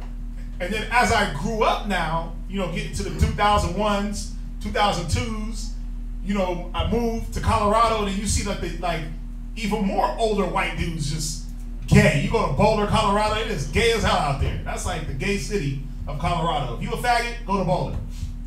They be out there, especially like in the 80s, 90s, that's where they go. They got a little bit of dough. They can segregate themselves. Everybody can't live out there. So that was their spot because they want to do their thing on the low. I thought it was San Francisco. Well, I'm saying as far as Colorado, Oh, okay. they had their area. Boulder, if anybody knew about anything about Boulder in the 80s, 90s, the first thing you say, oh, there's a bunch of faggots out there. Because there was. San Fran, right? When you go to Cali, San Fran was the gay district, the capital. Montrose. Montrose. Where's that at? Here. Oh, here? I went See, I didn't know that. I went on a date. It's like they get bolder and bolder. I went on a date. This was before I could find the truth with this chick, and she's like, "Yeah, let's go to this place off of Montrose or whatever." Where is that? Some food. It's like right by Rice Village, by the museums and stuff like that. Oh, okay. As soon as I think Rice Village, I think fags. Yeah. I don't know why. It's just something about it. That's that area. It's just something about the name, like Rice. I guess maybe because I hear village, and I'm from New York, and the village, everybody knew the village. That was just nothing but faggots. The Soho, Chelsea, the village. And if you lived there, you was gay. Yeah. They had. You got to see how history is like. Sodom and Gomorrah was an area designated for these men. The village was an area designated for these men. They even had their own damn newspaper, the Village Voice. Come on, there was all types of gay stuff going on up in there. Gay massages and gay dances and what do they call the dudes that dress up like women? Drag queening and listen, you know. But my point is, you didn't see a lot of the homosexuality on the level that you see it now, where in the early 90s, what was it? Philadelphia, the movie Philadelphia. It was always older white men with the homosexual acts. And then what happened was, and I said this before, think about it, to make anything a fad, to make anything, to push any agenda, who you got to give it to? Well, you definitely got to give it to a Jew. You definitely got to give it to Israel, but you got to give it to the children. Why do you think now you could stand in the middle of the mall and you'll see like 50 homosexual under 18 couples slide through the mall, men and women. You'll walk through and you'll see one dude holding two chicks' hands and then another dude at the end. And you're like, wait a minute, y'all all together? Yeah, how old are y'all? 17, 15, 14. I'm like, huh? Yeah, we're in a polyamorous relationship. I'm like, you're 14. How the hell do you even know what polyamorous is? Yeah, we're polyamorous is where I think you can deal with any sexuality and any multiple number of partners. So I can be a dude. Well, what it is, bisexual is I can deal with men and women. But the poly, now you're adding other people to your relationship. So I might have me, a woman, and then she might have a dude that she sleeps with, but I might hit him too. And then there might be another chick attached, and then we all just triple team. Yeah, you got your, you know, but my point is this, the way it's ramping up, the way they're attacking the children. And listen, my daughter came to me last year when she was in school talking about one of her friends told her that she was a lesbian. She was in what grade? What grade? Fifth grade. Wow. Fifth grade? I didn't know nothing about that in fifth grade. All I knew was I like girls, video games, and playing ball. That's it. Definitely girls. That was like number one on the agenda. Sure. Everything you did was like you dressed up for the little girl, you did all that. But I never ever encountered in my whole school life anybody that was like openly gay, like these chicks, like, oh, I'm into girls now. Or I just discovered I like girls. Because what they do, instead of saying, you know, we're gonna segregate this to one area, we're gonna branch this out to the world. But it's cancerous. We're gonna give it to the children, we're gonna make it seem like it's a prosperous life. You know, it's funny, man. I look at you gotta see how these homos flaunt themselves through the mall. They'll run through with all the Gucci and Prada and I got money and my car and my this and I'm successful. And then the kids look at that. The kids don't want to be drug dealers no more and basketball play. They want to be faggots because faggots got all the money. That's what they make it seem like. In order to get money, you got to live this type of life. So they push that. They push that, and now you see that no matter where you go, it don't matter if it's Esau, it don't matter if it's Judah. Come on, Ephraim and Issachar, they're the biggest faggots. They be in the Puerto Rican Day parade, gay as hell. It's like, first of all, this ain't even your gay parade. What the hell are you doing? You gotta wait. You gotta wait your turn. You out there, you in the wrong parade, buddy. Esau pushes that though. It's actually a statistic now. They said that gay black men's earnings are statistically on par or like leveled out with straight white men's earnings. So they'll push that when you go like to. So you go even if you go like to the mall. Who's gonna be the manager of a lot of these stores? It's some. Oh, it's a fact. Yeah. Store manager, always. manager. They do that on purpose. My rib's last job, her boss was a gay dude, and he swore up and down he would call himself a woman. And the sad part is, it's like he would compete with my rib for like who was the best woman. I had to check her like, man, listen, don't let this dude, don't fall into that, going back and forth and. Don't fall into that. I said, first of all, he's a sodomite, so he got demons, he's confused. And if he's doing I'm more of excuse my language, I'm more bitchy than you. Come on, man. You know this dude got damn problems. You know he got problems, man. But he would get, I remember, listen, he would get checked by customers because he'd be in there trying to do this little gay thing. And the customers, like, I remember my rib was telling me one time, a customer, she worked in PacSun. And you know in PacSun, they got some real skeptical clothing in there. It's kind of tight for the men. And so I guess there was a guy with his son. They were picking out clothes. And the gay manager was like, oh yeah, you should get these pants. Because they had some pink, they were like pink pants. And his dad was like, hell no, he ain't gonna wear no pink pants. That's for faggots. Right in front of this dude, he was, oh my God. Don't talk, like, he was all taken back, like, yeah, that shit's gay as hell, man. Not saying that pink is, it wasn't that the fact they were just pink, it was the whole cut and the symmetry of the pants. They were cut for women, but they trying to sell them to men, and he's trying to push it to the young dude, like, yeah, get the pink ones, be a fag just like me. His dad was like, hell no, you better go get you some black jeans and stop playing that are loose fitting. Yeah. But that's the thing, they like, you know. The agenda, man, everywhere you go. Before, you know, as blacks and Hispanics, when you went to school, who was your teacher? It was always some middle-aged white woman. So you had to look up to them. Now our kids got to go to school and be taught by some young faggot, because that's what they're teaching our children to bow down to. Some young fag. You're going to be subject to this dude that's confused about sexuality. He doesn't know the difference between an outie and an innie. He doesn't know the difference between an exit and an enter. But you're gonna be, he's gonna have rule over you. Like, think about what they do to us. You're gonna be under bondage to a man that doesn't know the difference between a waste disposal. Come on, man. Think about it. Think about, well, that's what so they use the base things of the earth to confound us, man. And that's what it is. The homosexual spirit, it's base. It's primitive. God. It's not even, it's all it is when you look at it. It's just a real filthy lust. It's a lust demon. It's a real heavy lust spirit they got on them. You know, a lot of these men and women that go to this spirit. They've been abused as children. I mean, you can ask them, man. They act like it's not true.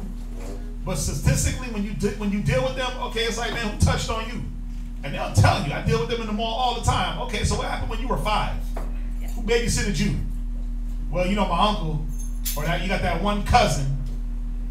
You know, and that's what happens, man. They get molested. They got sexually introduced at an early age. A lot of these lesbian chicks, they'll tell you, yeah, you know, I got raped. I got raped when I was 5, or I got molested. So now I hate men, but I'm gonna be like a man. I'm gonna be what I hate. So I'm gonna walk around with the strap on in my pants sagging. I'm gonna cut my hair real low and get a fade better than yours. My Timbs is gonna be more shinier, and I'm gonna get a better looking chick than you can get. That's what they be on. That's the mentality, man. It makes you sit back and look like, damn, I gotta be soft to get that. Nah, you don't. Don't fall into Psalm 73, right? What David said. He said, I almost lost my step looking at the prosperity of the wicked. Right? He said there's no death in their bands. Like they're always coming up. You look at these faggots, man. You look at these homosexuals. You're like, damn, you got another new car? Wait, the Most High ain't checking you for your faggotry? That goes into Proverbs, I think it's 20, where he said the way of the righteous is more excellent than his neighbor. But the ways of the wicked seduces him. Well, guess what? I'm good. I'm good with no car because I'm not bending no dude over. I'm not getting bent over for no damn vehicle. I'm not getting bent over for anything. I am good. It goes deeper than that, though, too. Like, just like even on the spectrum of like being a heterosexual male in society. Like, I remember when the homies found out I was a virgin back in school, I was getting clowned on. So like, the ways of the wicked will seduce you. Like, I gotta be a walk. I gotta go hit something. Yeah, I gotta go hit something. But now it's like, oh, because pretty soon, you know who I feel for? I feel for Monatazat. I feel for Ariana. I feel for my daughter. I feel for my son. My son's 5 years old. Come on, man. If Yahushua don't come between now and by the time he's ready for a woman, I feel sorry for this guy because ain't gonna be no women left. It's going like when it says who can find a virtuous woman because her worth is above rubies, it's gonna be like who can find a woman that's not a lesbian, because it's gonna be like, damn, there are none. These chicks are gonna be turned out, they're gonna be used up, all the dudes are gonna be gay. It's the agenda is so rampant. Or they're gonna be men that look like women. Oh yeah, that too. Oh my God. That's gonna increase more and more, and the surgeries and just they're gonna make it. It's gonna be easier for men to transition, and vice versa. Yeah. That's what I'm saying. They're just gonna make it easy. Why? Because it's like the way it's going now. The gay agenda is so prevalent. They're on TV. They're in every single commercial. The politicians are gay. They're promoting the first, African American transgender in politics. Like it is everywhere. You know when I watch a movie, when I watch like any series now, I count down for the gay scene. I'm like, okay, how fast are they going to introduce some homosexual stuff into this show? Damn, the first episode in? Third episode. Yeah, third episode. Sometimes it'd be like the first scene and you're like, damn. Yeah. Like I was looking forward to this, but I gotta watch this dude kiss this dude. I'm good. Yeah. Next. Yeah, you're like, damn it. What they do, they wait for like the third episode when you're hooked. And the series is good. You're like, oh yeah. Then it's like, oh damn. Or a character. Or there's at least one, there has to be. Why though? Because if there's not, then it's like discrimination. Yeah. Come on, you got a gay Supergirl, gay Batman, like everything is just gay now. What were you gonna say? There was a picture that a guy brought at work and he showed it to me. He goes, man, how's she doing look, man? I said, man, she's good looking. Then he went back on the pictures on it, and there was a guy. Oh yeah. And I ain't gonna lie, bruh. They made that man look pretty. I believe it. Pretty. Because that's that witchcraft. I was like, it blew me away. Listen, if you see just what makeup does to some of these chicks, imagine what a whole surgery and makeup can do to a guy. Everything. Now you gotta get a woman that got kids. It's like a birth certificate don't matter. You gotta come with babies that came from you. Like, that's what the requirement is gonna be for a man that wants a woman. You gotta already come having kids so I can know that you're a real woman. Because again, for these children, man, these kids that are 5, 6, 7 years old, imagine, because I'm showing you how non-prevalent the homosexuality was when I was 7, 8, 9, 10, right? Now, 30 years later, obviously, look at where it's at. Where you got little 5-year-olds talking about they're gay. You got gender association identity, and you can pick your gender when you decide. But how come when they say he can pick his gender when he decides, before he decides they got his ass in a dress? Think about it. Think about it. Well, we'll let him pick his gender, but we're going to dress him up as a girl so he can pick a girl. That's what he's going to pick. They said they can do that in the womb now. They can make him a female or a male. I believe it. They can do anything. DNA, splicing. Listen, they can give your kids blue eyes in the womb. Yeah. Blonde hair. Whatever you want. What's up? I saw a documentary about that, like a little mini documentary. It was on Facebook. Where this woman was saying, we're not, have a term for it. They were trying to say, hey, let him pick, the boy pick if you want to be a boy or girl. But Esau's so stupid, it's just stupidity and madness. If this man is not old enough to stay at home without a babysitter and cook his own damn food, how you going to choose if he's a boy or a girl? That's stupidity.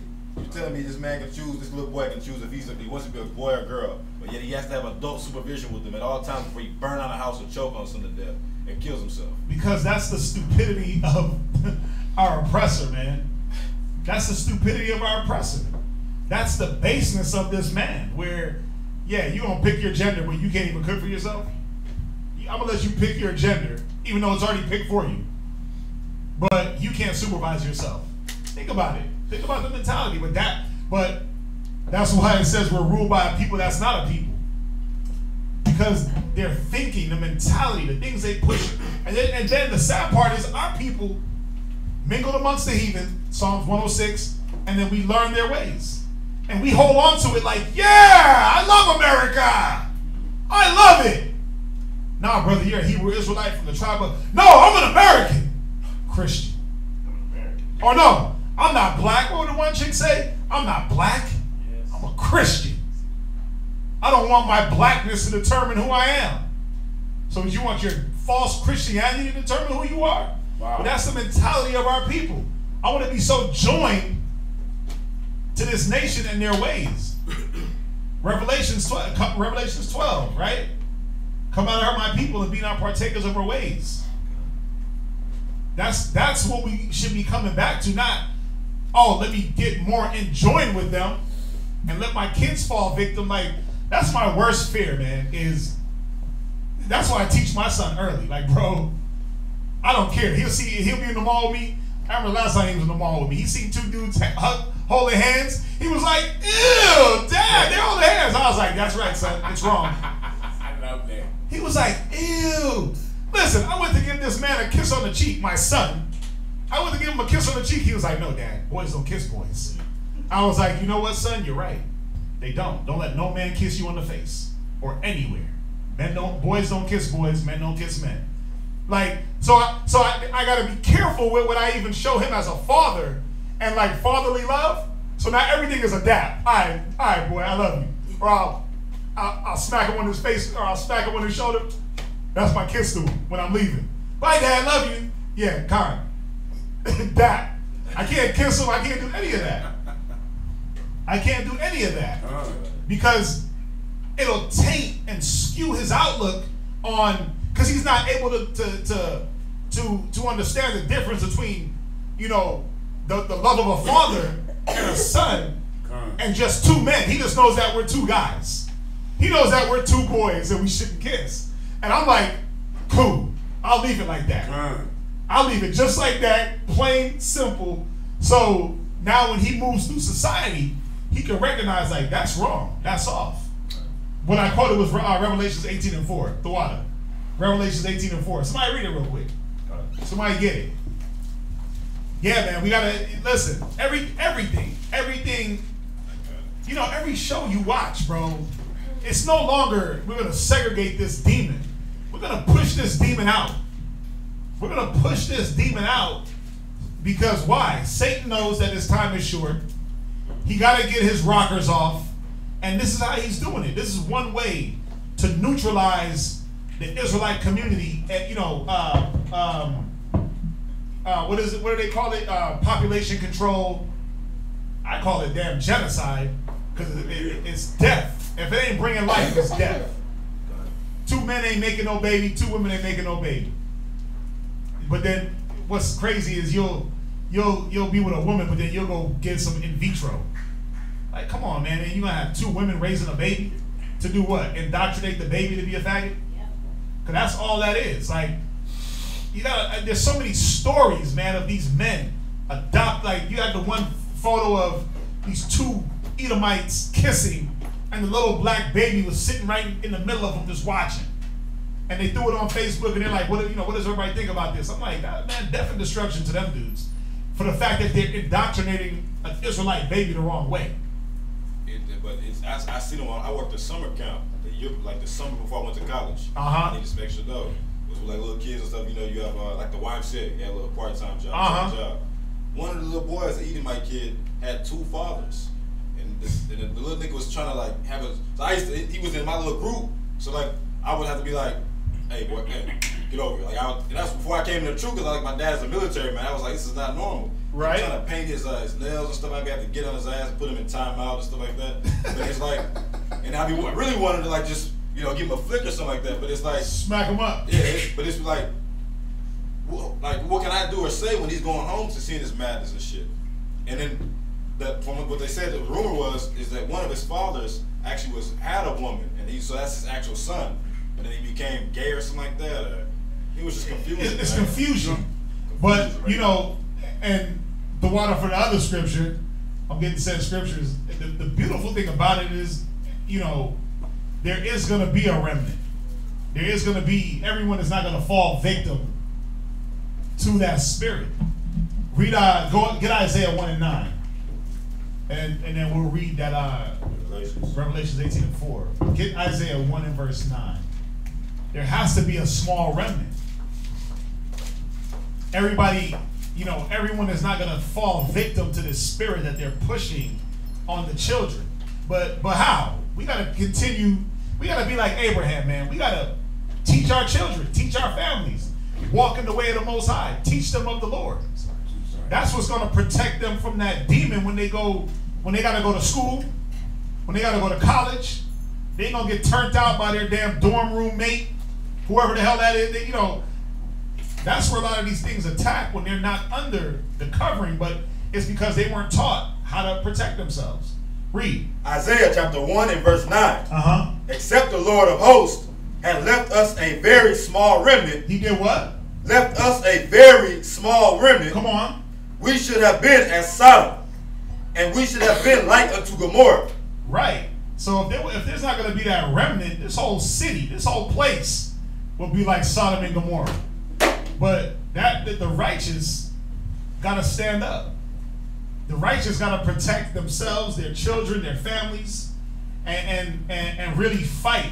Again, that's my biggest thing is my son. I don't, raise him the right way. Train up a child in the way that you should have him go, and he should not depart. That's what it's about. Keeping their mind focused, showing them early. My daughter, same thing. It ain't just my son, it's my daughters too. Because I want them to talk about, Dad, meet Becky. I'll be like, what the hell are you talking about? You and Becky can dip. The hell about the house. I ain't messing with that. So it's a worry when you have kids, man, because you're just like, damn. You try to protect them from every little thing. You try to guide them and shield them. And some way, some things can enter, and you're like, how the hell did that get in? Well, you got to check the media, the TV, the phone, the friend they talking to, the lesbian friend they had on the low. All these things, and you just gotta.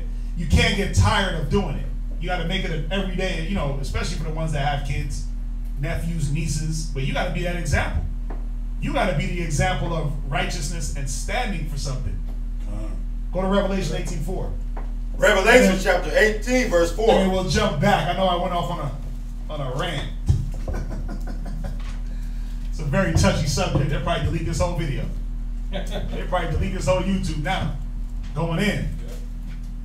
And I heard another voice from heaven. Come on. Saying what? Come out of her. Come out of her. Yeah, come out of this damn spirit spirit. The problem with our people is, man, we want to run to everything wicked. It says we were mingled amongst the heathen and learn their works. We want to learn all. It's like, how come we don't learn the way of the Most High? How come ain't nobody run into the Bible like that and run into the way of righteousness? How come we so quick to do evil? Well, it says our feet are quick to do evil. Because we hard-headed, we stiff-necked, we think we know better. We think that, you know, the things that we see on the outward, that's what we want to run to. Like, oh, you got money, how'd you get that? Well, I got that because, you know, I had to basically bend over for the boss. Like, wait, you have to do that? Wow. And then you're like, no, I ain't doing that. And then you get broke, and then you're like, wait a minute, let me consider. Next thing you know, you got money, and it's like, how'd you get that money? Well, I did what you did. I bent over. Because they put us in positions to compromise. But if you compromise the right way, you ain't got to worry. If you compromise more towards the spirit and stop compromising to the carnal, you won't fall victim to these demons that try to possess us. So we gotta get better at coming out from up under the shadow of this modern day Sodom and Gomorrah. And I'm sure as the reading goes in, we're gonna be hitting all these scriptures anyway. So we're probably just jumping. But go ahead, read. And I heard another voice from heaven saying, Come out of her, my people. Go ahead. That ye be not partakers of her sins. And be not what? Partakers of her sins. Go ahead. And that ye receive not of her plagues. Yeah. I mean, think about it. When they hit you with the homosexuality, they make sure they pumped you up with AIDS and all other types of little diseases. So now you want to run around and deal with guys, guess what? Well, he got AIDS, he got AIDS, he got AIDS. Right then that disease is running through that community. But then what does it do now? The faggot is confused and he wants to deal with women, so he passes that over. And then it just goes through.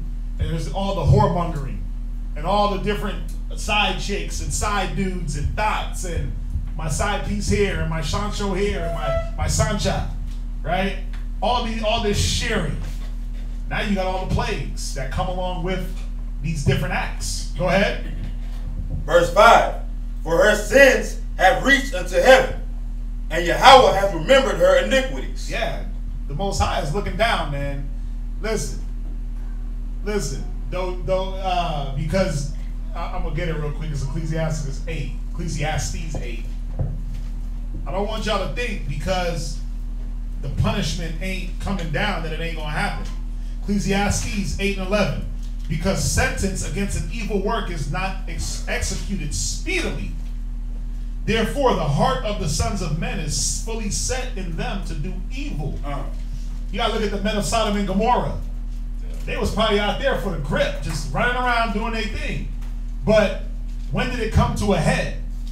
When they try to get with the angels of the Most High. The Most High was like, okay, enough's enough. This is the tipping point. You trying to come on to that, the men of the Lord? Right. We can't have that. That's how you know this place is about to collapse, because I just talked to one of my homeboys in the world like 2 days ago, and that's what he told me. He was like, well, it's not going to happen today. Wait, he said what? It's not going to happen today. He's like, all that stuff you talking about, it's not going to happen today. Like, that's the pride in these people's hearts. He's like, he told me straight up, like, well, I'm going to keep living like I want to live. You keep doing the Bible thing. I'm going to keep getting money, because he was telling me that type of stuff. Yeah. One of the things he said, well, is it going to happen today? I said, it could. Like, I know for a fact it's not going to happen today. He was right. It didn't happen yesterday, but it's like that's the pride of these people. Like, so it's not like the scriptures say, like, you know, they're gonna be eating and drinking and giving in marriage. You're gonna come like a thief in the night. It's not very surprising, because everybody I talk to, like, that knows, okay, he believes in that Bible, so you're a Bible nut, like the homeless came in the world. They just in their it's set to do evil. It's like, man, it's not gonna happen, and it's not gonna happen in our lifetime. So I might as well just live it up. You talking about some madness? Yeah. Well, go ahead. You talking about some madness? I heard that Queen Latifah's supposedly girlfriend is supposed to be pregnant, and somebody on television telling her congratulations, like she made the child with the woman. That's madness, bro. That's true madness. Wait, say that one more time, Samuel. Queen Latifah's so-called girlfriend is supposed to be pregnant, and somebody's on there telling her congratulations. Oh, like she made the child. You know. Yeah, that's like y'all know the basketball player Brittany Garner. She's a lesbian. She went married some chick. The chick got pregnant.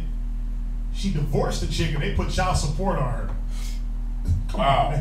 Well, this is a guy that on wickedness shall correct you. Not on wickedness shall correct you.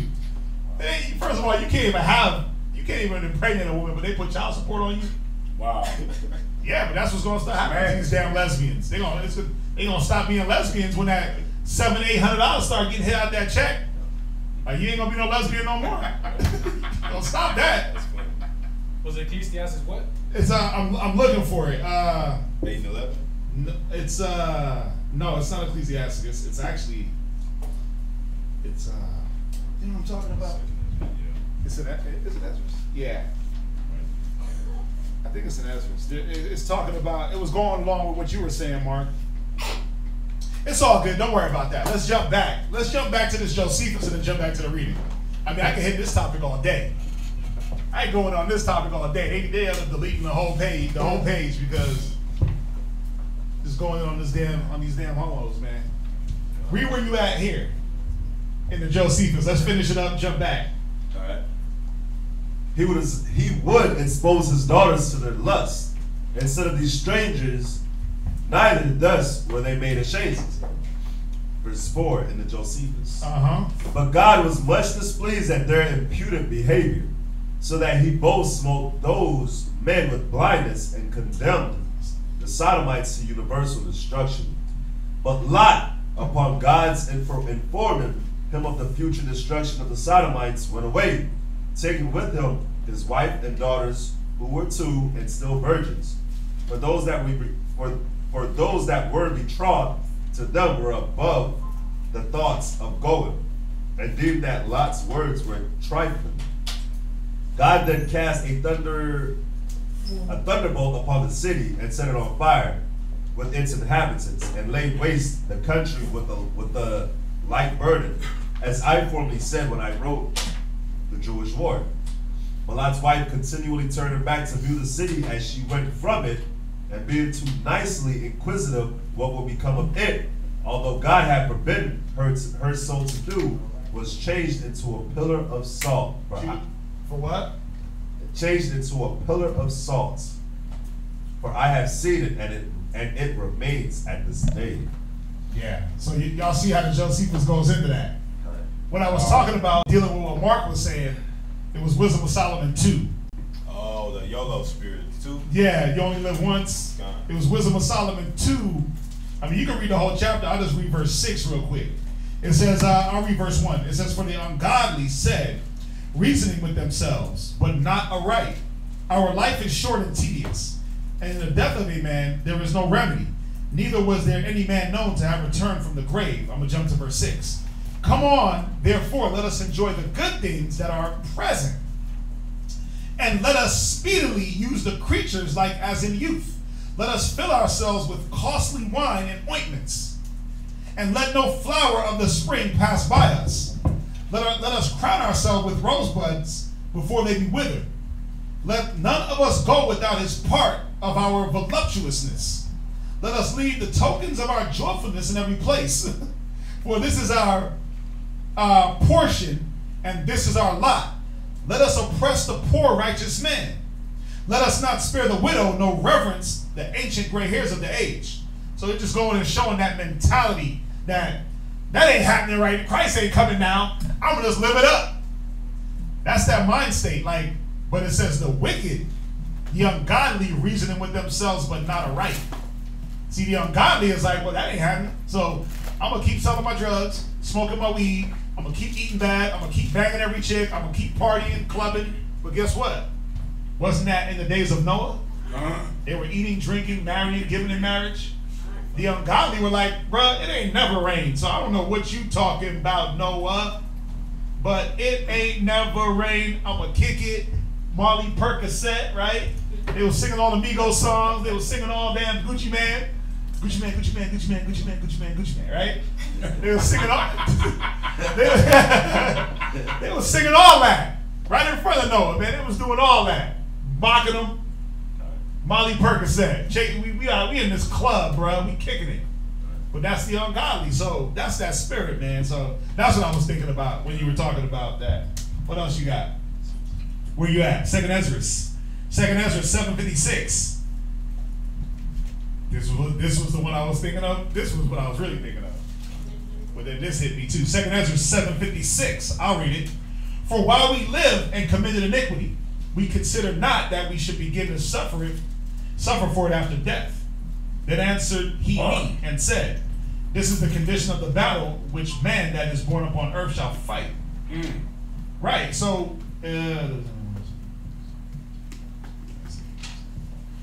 right. But the main point in 56 where the godly ain't thinking about what they're gonna suffer after death. They just talking about the here and now, the YOLO. You only live once, right? I'ma do me. I'ma do me. I don't care what you got to say. I don't see Christ. He ain't coming. He ain't came in 4,000 years. So guess what? I'm gonna keep living my life. Living my life like it's golden. Living my life like it's golden. What's up? I've seen that in the truth. Like, this is a dude I went to high school with. He was selling, trapping or whatever, And on Snapchat, the night before he died, it was kind of like and that scripture came to my mind like, "Thou fool," when he was talking about the rich man. Like, he had like 12 bands to his ear. Was doing all that. He called himself the God. He was very like blasphemous. That very night, man, somebody robbed his mama house. His mama called him instead of calling the police because she knew he was trapping. And he opened the door and got his face blown off. Damn. And I remember he was dead, and I was, Snapchat stayed for 24 hours, and I got a call from the same other friend telling me about it. I'm just still looking at his snap like, damn, he's gone now.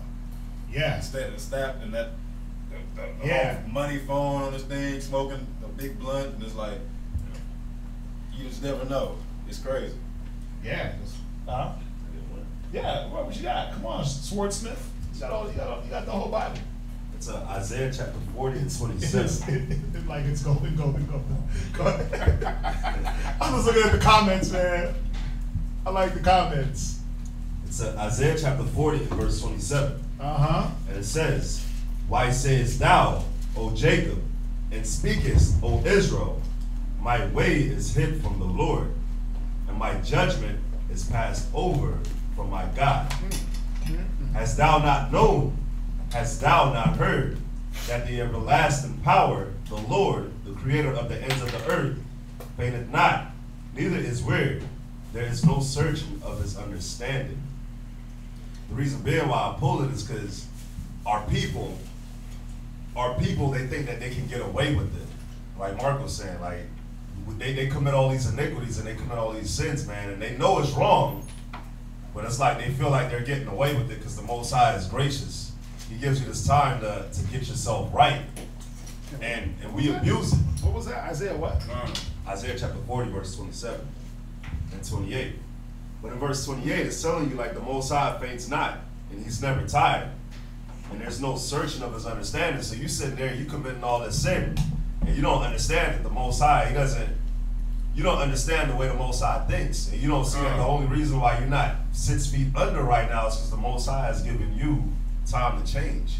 The Most High has given you all the grace, he's given you all the opportunity to change. So when it finally does happen, when you finally do get hit, you can't say nothing. Because the Most High was long suffering with you. He was patient with you. Listen, it says the Most High is long suffering and loveth to forgive sins. It said he's very merciful. Ooh. So again, people are not understanding that every time you do something off and you didn't die, it's because you're getting that grace to learn. You're supposed to sit back, feel bad, and learn from the mistake. Not say, oh, well, I got the freedom to do whatever I want. Not like these cats in Sodom and Gomorrah that was just like, well, we're going to be prideful, we're going to be violent, we're going to be hateful, and we're going to be sodomatical. Let's jump back. Where we at in the reading? Genesis chapter 19, verse 29. Genesis 19:29. Where are you reading to? And it came up to verse 32. Oh, okay. I'm sorry. 31,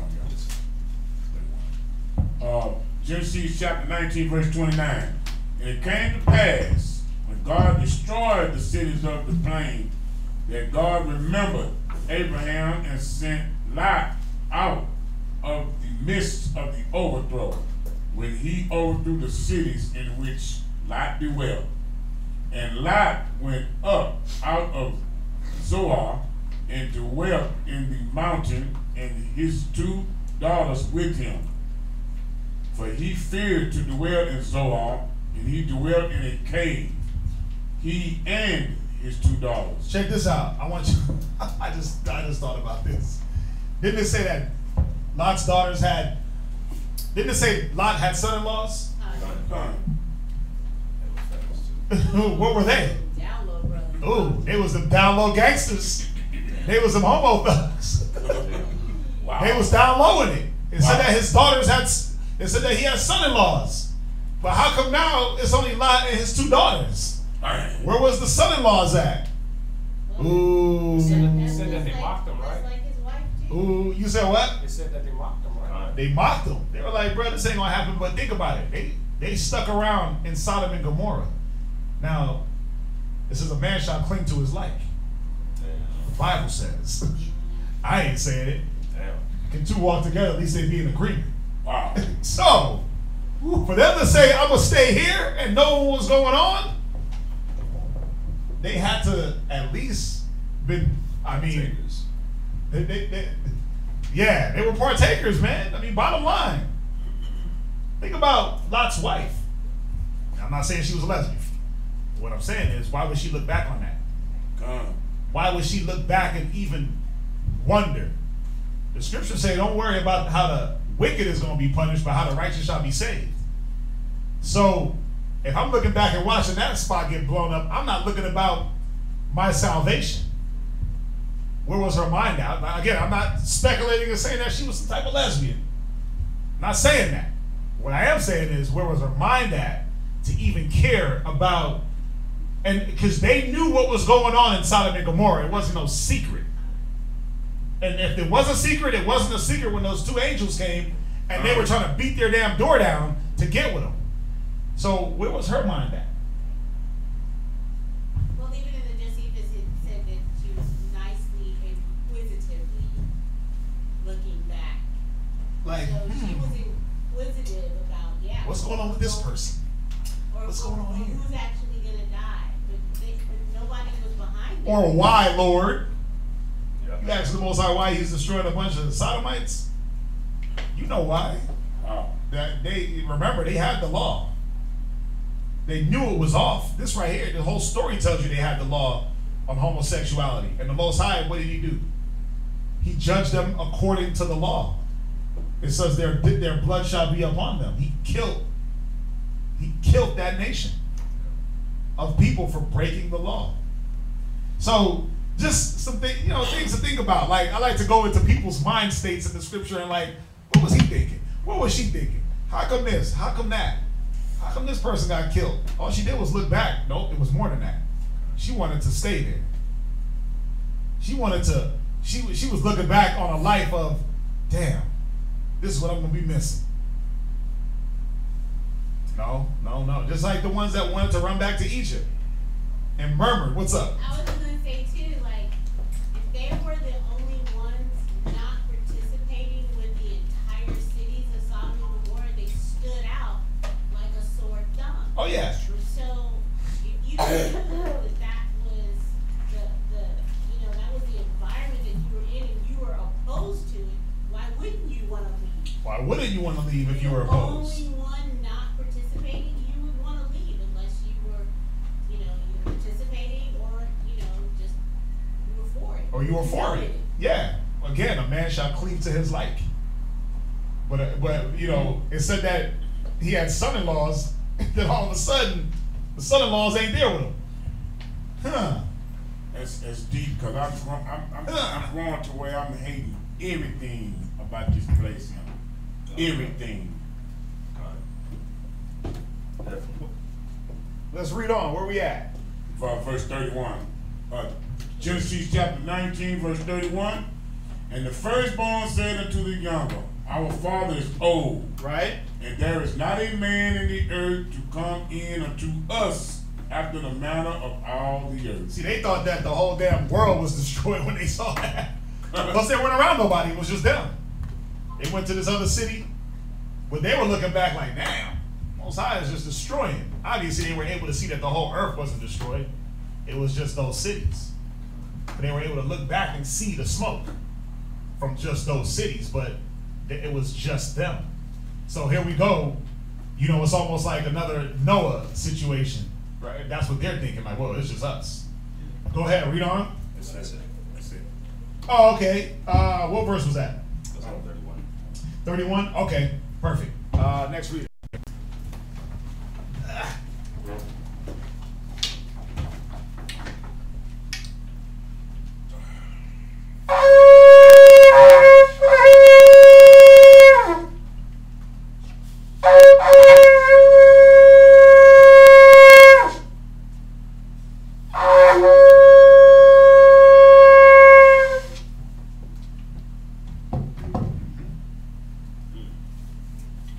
Lewis, Shabbat Yahawada, Bun Yasharala.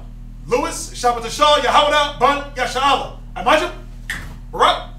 Yahawah Bahashim, Yahashai Bagatham. Yahweh Hashem Yahshua Rakatah.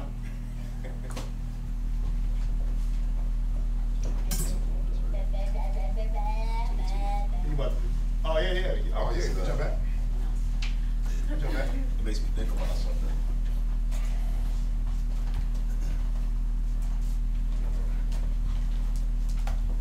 It's in Genesis 19 and 22, right? When they were escaping, it says, "Haste thee, escape thither, for I cannot do anything till thou come thither." Therefore, the name of the city was called Zoar. And you know, the scripture, it makes me think about, it just makes me think about when we finally do escape from this place, right? Because it says, "Haste thee and escape thither, for I cannot do anything till thou come thither." When you think about it, Most High got 4 archangels holding back the 4 winds of destruction. That's going to happen here on earth, right? Right. And then you got another scripture in Revelations 18 and 4 that says, "Come out of her, my people." So, when I think about the scripture, it says, "For I cannot do anything till thou become thither." And the angels are holding back the winds of destruction until the 144,000 is sealed. Right. So it's like, I just think about it, like, right. The Most High is like, come on, hurry up. I cannot do anything until y'all are sealed. You got to come out of this place. Not physically, like they're physically coming out of Sodom and Gomorrah. Right. But mentally, spiritually, we have to come out. We got to come out of the old man. We got to come out of the ways that we've been taught and the things that we've grown up and that's been engrafted into us. We got to come out of it. That way, the Most High can do something. Because I like that too, because even as we gotta come out of America spiritually, what are we in spiritually? Right. We're in spiritual Sodom and Egypt. Where's it at? I want to get the scripture though. So basically, he's waiting on us. Yeah, he's waiting on us to wake the hell up. Revelation 11 and 8. You got it? Ooh, Ronnie over there sharp. Ooh. Ronnie sharp. Ronnie is sharp, man. Ronnie been throwing them out. You been throwing them out online? I been seeing you during the week. Go ahead. You be in that Revelations hard. You be in that book, huh? God. Coming to the end. I ain't gonna put you on blast, but you did that. Go Revelations 11 and 8. Yeah, that's right on point. That's it. Yeah, somebody read it. Revelations chapter 11, verse 8. Uh-huh. "And their dead bodies shall lie in the street of the great city, Uh-huh. which spiritually is called Sodom It's spiritually Sodom. Go ahead. and Egypt." And spiritually Egypt. Now, just like how it's a spiritual representation, we have to spiritually get ourselves up out of it. There's no physical. I mean, listen, man. When you, I don't care where you go on this earth. Wherever you go on this earth, there's some down low faggotry going on, so you can't escape it. There's some wickedness. Even if you go to these Muslim countries that swear that they go against homosexuals and they're not down for it, they're down for it. They're down for it. They just don't call it what it is. Because Tel Aviv wouldn't be popping like the way it pops. That's in Israel. That's like, it's ridiculous over there. The gay parades that they have in our land, that's Tel Aviv. And a lot of those people over there, we know they're not Israelites. A lot of them are Edomites, Arabs, whatever's going on over there. But yeah, Tel Aviv, they actually host the biggest gay parade in the world. okay. You know, Tel Aviv is the big city in Israel. They host a 30-day. They got like gay month, but their gay parade. They say that's like, if you want to be a faggot, go to Tel Aviv. They'll invite you with the openest of open arms. You'll be in there, literally you'll be in there. But even when you go to some of these other Muslim countries, like Saudi Arabia, like Iran, listen, they have sex with little boys. They consider homosexuality if you love that man. They don't consider sex with a man homosexuality. You can't love him. That's how they get away with it. Oh yeah, you out there with no beard on, they gonna try to get you because you look like a woman. They gonna try to get you. Trying to be pretty. Yeah. Listen, I talk to a lot of Middle Eastern people. They be putting me on, man. Abadai. Matthew 24:44. She got everybody pulling out the knives, getting sharp, like Matthew 24. Verse 44. Go ahead. Therefore be ye also ready, for in such an hour as ye think not, the Son of Man cometh. Yeah. Listen, we all know that. We all know that Yahweh Shai is coming like a thief in the night. So, read it again. Verse 44. Therefore be ye also ready. Because why? Your salvation is nearer than you know. So we got to get ready. You better fill your lamp up with oil. You better have that lamp burning. You better, when the Son of Man comes, you better be found doing. You better get ready. All that slothfulness and laziness. Listen, think about everything that's going on just with all these different agendas that are meant to kill you and destroy you. Distract you. The being ready is fighting against that. Now, if you're not constantly every day waking up and being conscious of what is meant to attack and destroy and throw you off your game, you're going to fall into something. You might not, I'm not saying you're going to be a faggot, or you just going to all of a sudden wake up and like, oh, I just want to be a homo today. I'm not saying that. But what I am saying is that you might fall to something else. You might fall to something else that might introduce you to a different type of lifestyle that you don't want to be in. You know, it's not just homosexuality. There's drug abuse, alcoholism, there's whoremongering, there's whoredom, there's you know, just the lust of the flesh that we talked, you know, we went into it last night. How, you know, one beer, you drink one beer and all of a sudden 9 months later you got a baby.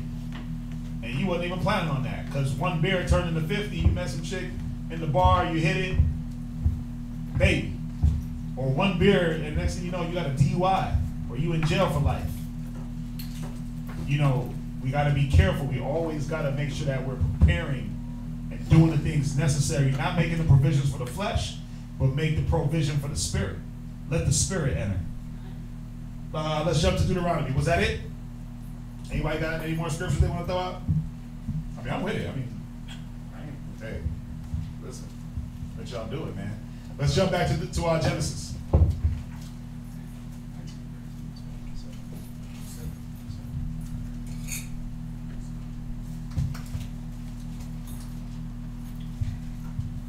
Genesis. Where we at?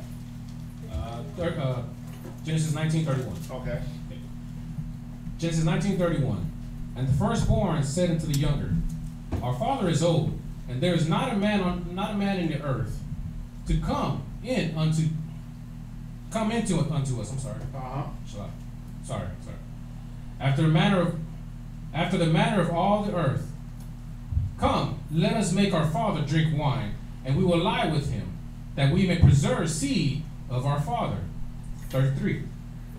And they made their father drink wine that night, And the firstborn went in and lay with her father. Right. And he perceived not, and she lay down, nor when she arose. And it came to pass on the I'm sorry. Hold on. My eyes are messing up. This is kind of little for me. You got a bigger Bible? Yeah, I got it. And it came to pass on the morrow that the firstborn said unto the younger, Behold, I lay yesternight with my father. Let us make him drink wine this night also, and go thou in, and lie with him, that we may preserve seed of our father. And they made their father drink wine that night also. Mm-hmm. And the younger arose and lay with him, and he perceived not when she lay down, nor when she arose. Thus were both the daughters of Lot with child by their father. Right. And the firstborn bare a son, and called his name Moab. Go ahead. And the same is the father of the Moabites to this day. And the younger, she also bare a son, and called his name Benami. Uh-huh. The same is the father of the children Ammon unto this day. Right. Now, you got to get some understanding. So, let's go to Deuteronomy real quick. Chapter 23.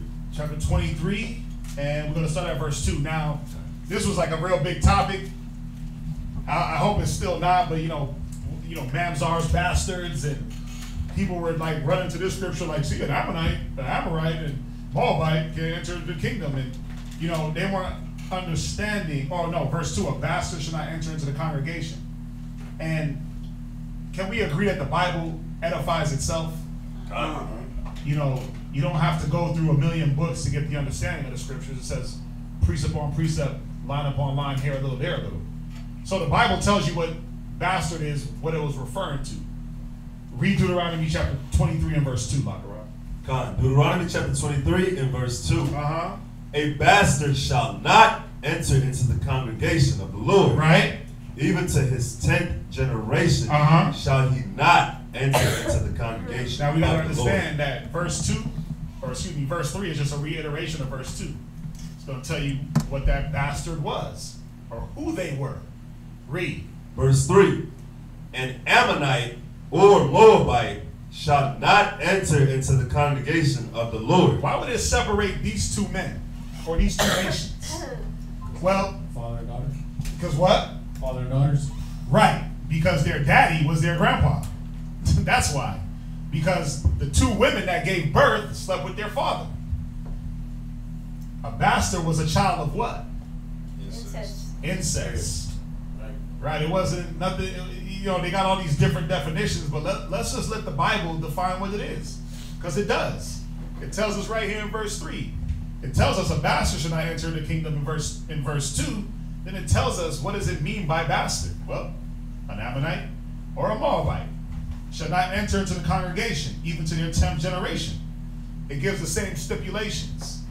Because why? They were children of incest. And it tells us in verse 4 why also. Read verse 4. Verse 4. Uh-huh. Because they met you not with bread and with water in the way. Right. When ye came forth out of Egypt, and because they hired against thee Balaam, the son of Beor, of Bethor, of Mesopotamia, to curse thee. Right, because when we wanted to pass by them, they were like, nah. Instead of meeting us with bread and water, they try to war with us. Correct. So what do we have to do? Whoop on them, take the land. So there's reasons why, you know, we got to let the scriptures edify the scripture. And, you know, we go to definition. Even if you look up the definition of bastard, it tells you a product of incest.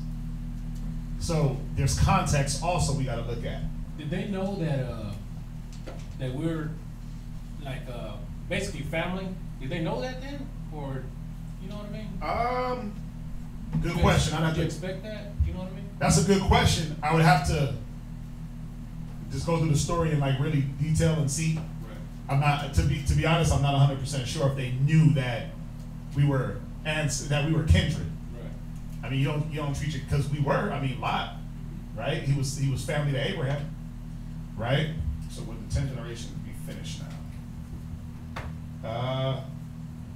I'm pretty sure the 10 generations are finished now, yeah. I'm sure that there's been 10 generations of Moab, 10 generations of Ammon. Sure, there's been 10 generations of Israel. I'm pretty sure that by now, that should be said and done. Even then, though, he said that the Moab would be a washpot.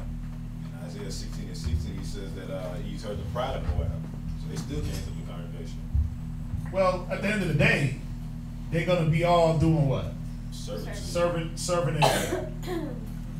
They're all going to be serving Israel. So even though they're kindred to us, they're not Israel.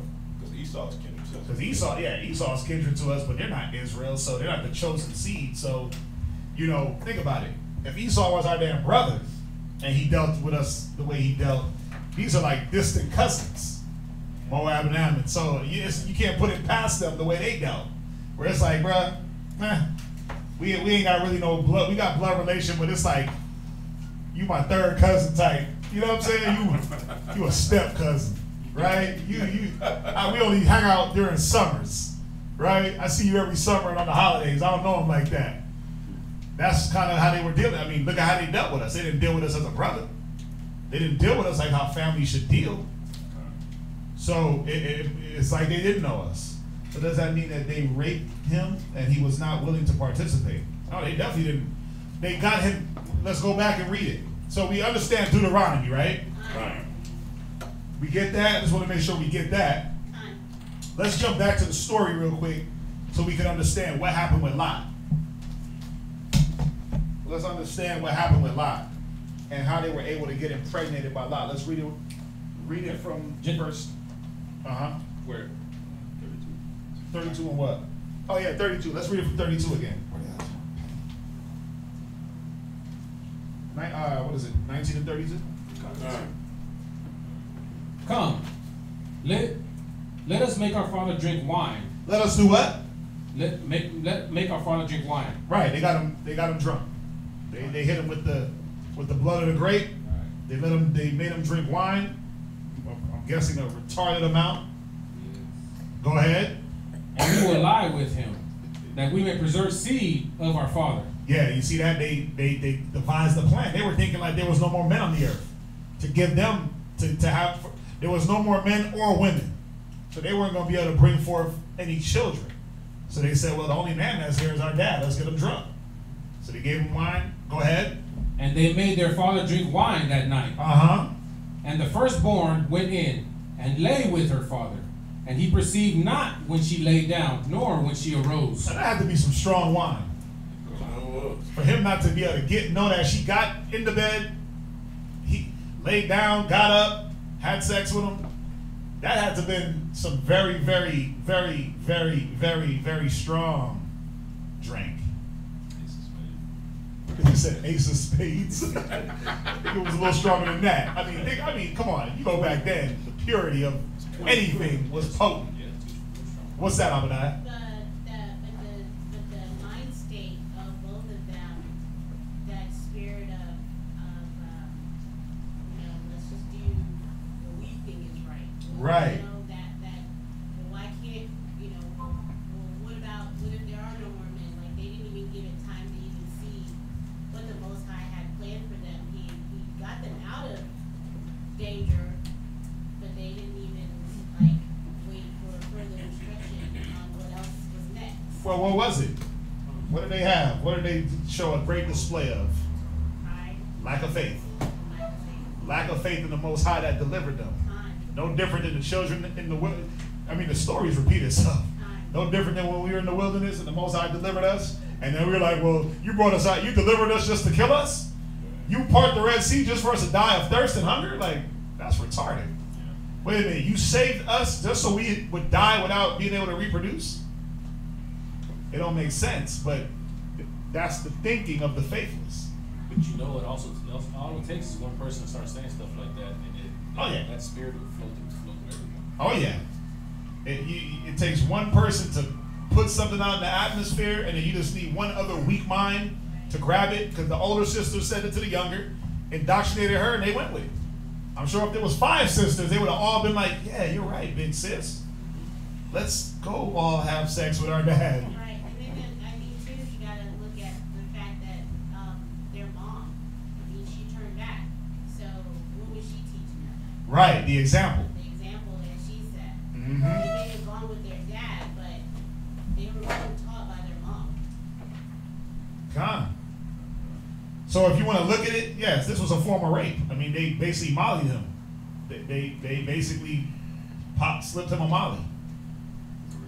They hit him with they got him faded and they basically raped him. Had babies with him. So here's your first instance of somebody getting drunk, somebody getting raped, date raped. Nothing to be a cop, man. Damn. That's not even. It came out one of He his said to accusers. Bill Cosby. Oh my gosh. He came out that one of his accusers fabricated a story. I believe it, but they don't care. As long as one of them didn't, he's good. He's gonna be in jail for a minute. He said to Bill Cosby. He's going 2 to 8 or something like that. Oh, they already sentenced him? Yeah, he's going 2 to 8 or something like that. Oh, that's it? That's a lot, but he might die in there. Yeah, he's already like 8. Cosby is in his 80s. He can't see. Eyes is crossed. Yeah, bro. He said to Cosby. Yeah, I mean, they basically hit him with the liquor, got him fainted, slept with him. Go ahead, read on. And it came to pass, 1934? Yeah, you can read that. And it came to pass on the morrow that the firstborn said unto younger, Behold, I lay yesternight with my father. Let us make him drink wine this night also, and go thou in, and lie with him, that we may preserve seed of our father. And they made their father drink wine that night also. And the younger arose and lay with him, and he perceived not when she lay down, nor when she arose. Thus were both of the daughters of Lot. Now, Down syndrome, I seen someone say that the Moabites and Ammonites look like they have Down syndrome because of the curse of incest. Well, think about it. Moabites, Ammonites, you got the Vietnamese, you got the Koreans, the North Koreans, you get the Filipinos. I mean, they all kind of resemble. They got that slanty eye. That kind of guy for. It's not Down syndrome, because Down syndrome is actually a birth defect that non-incest babies get. You don't have to have incest to get Down syndrome. You got to think about it. You got a lot of Israelites that have Down syndrome. I remember when my son was about to be born, and they, my rib, she missed a very, very, very important examination. It was like one of the first examinations they checked for Down syndrome and all this stuff. She missed that doctor's appointment. Bro, it was the scariest 2 weeks of my life, because they were like, she went to the next follow-up visit that, she missed the one. She went to the next appointment, and everyone's quiet. They did the examination, everybody's quiet, and they're like, take this card, go to this office. And they're like, what the hell are you talking about? Like, y'all ain't gonna tell us what's going on? Like, nothing. So we get to this different office, this different doctor's office, and we're sitting there in the room, and they pull us into this room, and they start asking us questions like, does anybody in your family have Down syndrome? Does anybody, your sister, your this, your that, their kids? And I'm like, what the hell are y'all asking us these questions for? It's like my rib starts breaking out crying like, oh my God. And I'm like, okay, so what's going on? I started getting like, okay, what the hell's happening? What do y'all got us here for? And you're like, well, we did the examination, and it looks like, they call it like the double bubble. It looks like there's this double bubble, and that's the first signs of Down syndrome, and we got to do a blood test, which y'all got to wait 2 weeks. Bro, I never prayed so hard in my life because I'm like, okay, Down syndrome. There's many stages of Down syndrome. You have the real independent. Y'all seen the show? What's the dude's name on the old show? Corky? What's his name? Corky? He had Down syndrome. What was that show, man? The dude that had Down syndrome. Esau. I know. Back in the 80s. You know about the movie? It was a sitcom or a TV show, a little family drama. He had Down syndrome, man. The point is, he was very self-sufficient. then you have the ones that are not, that are dependent. They, you know, feeding tubes. You gotta be there. They gotta have a caregiver 24/7 for their whole life. But then you have the ones that go out and work. They have like a mild case, but that's something that's genetic. That's not. We don't want to say that, oh, they got Down syndrome because it was incest. Because everybody that does incest don't have Down syndrome, and everyone that has Down syndrome ain't a product of incest. So we don't want to throw that out there like that's what it is. 30? Wait, what's the name of it? Is it 30 something? I just know he had Down syndrome, man. I'm sure if you Google it, Down syndrome TV star, the first one will pop up will be him, man. There he is. Chris Brown. What show was it? Corky? His name was Corky, right? Corky or something like His name was Corky. What was the name of the show? that. That's his name. I just remember Corky. But he had Down syndrome, but he was an actor. He might be right. It might be 30 something. Life Goes On. Life Goes On. Yeah, one of those early 80s, late 90s TV dramas, right? Early 90s, late 80s, whatever. I remember that. I always wondered, like, what the hell's wrong with him? Oh, yeah. He had Down syndrome. He was highly functioning. So, but we don't want to say, oh, incest equals Down syndrome, because people that don't practice incest, some of them have Down syndrome babies. It's just a genetic disease that they still don't know what causes it. Somebody had their hand up. Ronnie. That's what I was gonna say. It come from like sleeping with a close family member. You have a higher probability that they have Down syndrome. You slept with a closer family. Yeah, you have higher probability, but way higher probability. But at the same time, like I got an uncle got Down syndrome, but like my grandma and my grandpa aren't anywhere closer in relation. Right. But he's like you said, he's a functioning, like he got high functioning at McDonald's stuff. But the thing that relates them to the Moabites is I think the epicanthic fold. Everybody talks about the eyes. The epicanthic fold of the eyelids. But think about this: does every single Moabite look the same? They don't. Every Moabite, Ammonite, every Japanese person, or let me say this, because even now when you go in and you deal with Moab and Ammon, we say that they're, we say Chinese, Japanese, whatever the case may be, but let's look at it like this. Every single person that has Down syndrome, you can look and say, oh, they have Down syndrome. You can tell. Right. If you know how to recognize that, you're like, oh, that's Down syndrome. Not that they're Chinese or Japanese or Asian. You don't say, oh, they're Asian. You say, no, that's Down syndrome. So, because for some reason, Down syndrome takes this form. It doesn't matter if you're black, white, even if you're Chinese. I've seen Chinese people with Down syndrome. It's like, oh, they got Down syndrome. You can tell. So, there's a difference between being a nationality and having a disease or some genetic disorder. We got to be careful. Well, it's about the Moabites and Ammon. It says they went to the east, though, didn't it not? I read a part where it says they went to the east. That's where they resided at. So that's what I perceive. That's the east is where the Chinese and Japanese are. Right. So that's what I'm getting at. Right. I'm not gonna go deep in. I'm not gonna do it because I'm not the one to bring it out. That's for the elders. But a lot of research is being done on that. I'm gonna say that. Leave it. I'm gonna leave it at that. There's a lot of research that's there, and it's been there. Like Yeshaya. Yeshaya got books. Yeshaya got books for days, and we got videos up. We got videos up that he's going into Ammon, Moab, and just showing that a lot of Israel was mingled in there. I mean, we were mingled in everywhere. But that slanted eye, that came from the mongrels and Genghis Khan and those people. That was those are a mixture of people. So again, I'm not gonna go in there. I'm gonna leave that for the elders, like Yeshaya. He can one day, hopefully we could get him down here.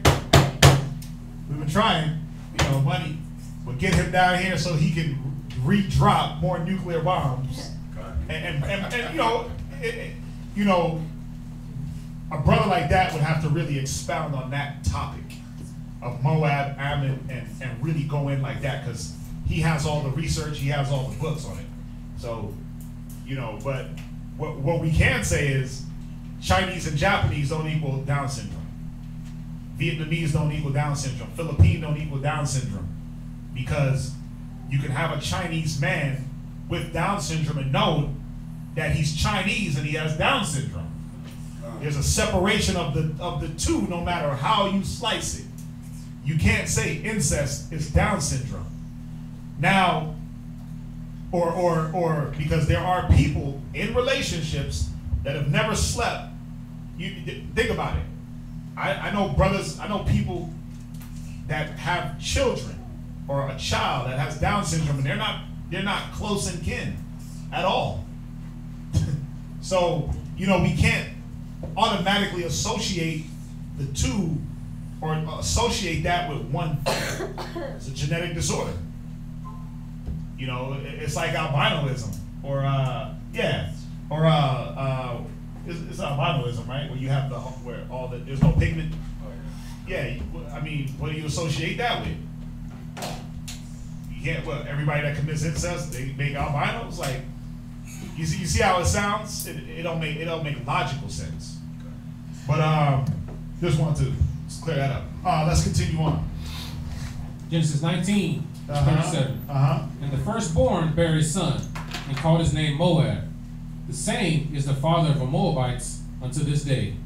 And the younger, she also bare a son, and called his name Benami. The same is the father of the children of Ammon unto this day. Genesis 20, verse 1. And Abraham journeyed from thence toward the south country, and dwelt between Kadesh and Shur, and sojourned in Gerar. And Abraham said to Sarah his wife, she is my sister. And Abimelech, the king of Gerar, sent and took Sarah. But God came to Abimelech in a dream by night, and said to him, behold, thou art but a dead man, for the woman which thou hast taken, she is a man's wife. But Abimelech had not come near her. And he said, Lord, wilt thou slay also a righteous nation? Said he not unto me, she is my sister. And she, even she herself, said, he is my brother. Now here it goes again. Another man doing what? Following the law. Following the law that was not written down, but was handed down verbally, orally. Because what was he going off of? The adultery law. Thou shalt not covet another man's wife. Thou shalt not covet thy neighbor's wife. See, it's all these instances in the law, in these readings. I love it because the more you read it, like this is the second time in the year we're reading Genesis. I read Genesis a lot. But the more you read it, something else pops out. And something else comes out. Then you're able to say, oh yeah, look, they're following the law. They're following the law. They're following the law. They all, I mean, think about it. Somewhere they fell off. Say it again? Somewhere they fell off. Well, somewhere everybody fell off, kind of. But they were all following the laws that the Most High let down for the land. You see that? Think about it. He went to Kadesh and Shur, the king of Gerar. You know what I'm saying? We got looking to see who this man was. But go ahead, read on. Genesis 20, verse 5, last precept. In the integrity of my heart and innocency of my hands have I done this. And God said unto him in a dream, yeah, I know that thou didst this in integrity of thy heart. For I also withheld thee from sinning against me. Therefore suffered I thee not to touch her. Now therefore restore the man his wife, for he is a prophet, and he shall pray for thee, and thou shalt live. And if thou restore her not, know that thou shalt surely die, and all that they're thine.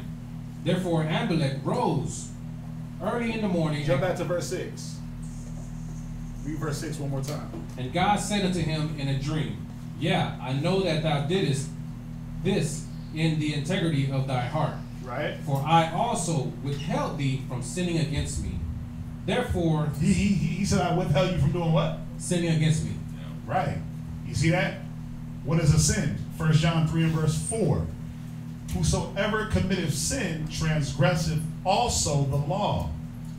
For sin is the transgression of the law. So I'm going to keep pointing out that the law was there. They had the law. They knew the law. The other nations knew the law. Y'all get that? It just had to be written for the hard-headed, stiff-necked, stubborn, rebellious Israelites coming out of Egypt. That way there was no excuse. Y'all gonna have this. Y'all gonna write this on your doorpost. You gonna bind it on your head. You gonna have it. That way you can't fall off from it. Go ahead. Therefore suffered I thee not to touch her. Go back to 8 or just keep on reading? Keep on reading. Okay. Sorry. Now therefore restore the man his wife, for he is a prophet. For he shall pray for thee, and thou shalt live. And if thou restore her not, know that thou shalt surely die. Thou and all that they're thine. Therefore Amalek rose early in the morning, and called all his servants, and told all these things in their ears. And the men were so afraid. Then Amalek called Abraham and said unto him, What hast thou done unto us? And what have I offended thee, that thou hast brought on me and on my kingdom a great sin? Thou hast done deeds unto me that ought not to be done.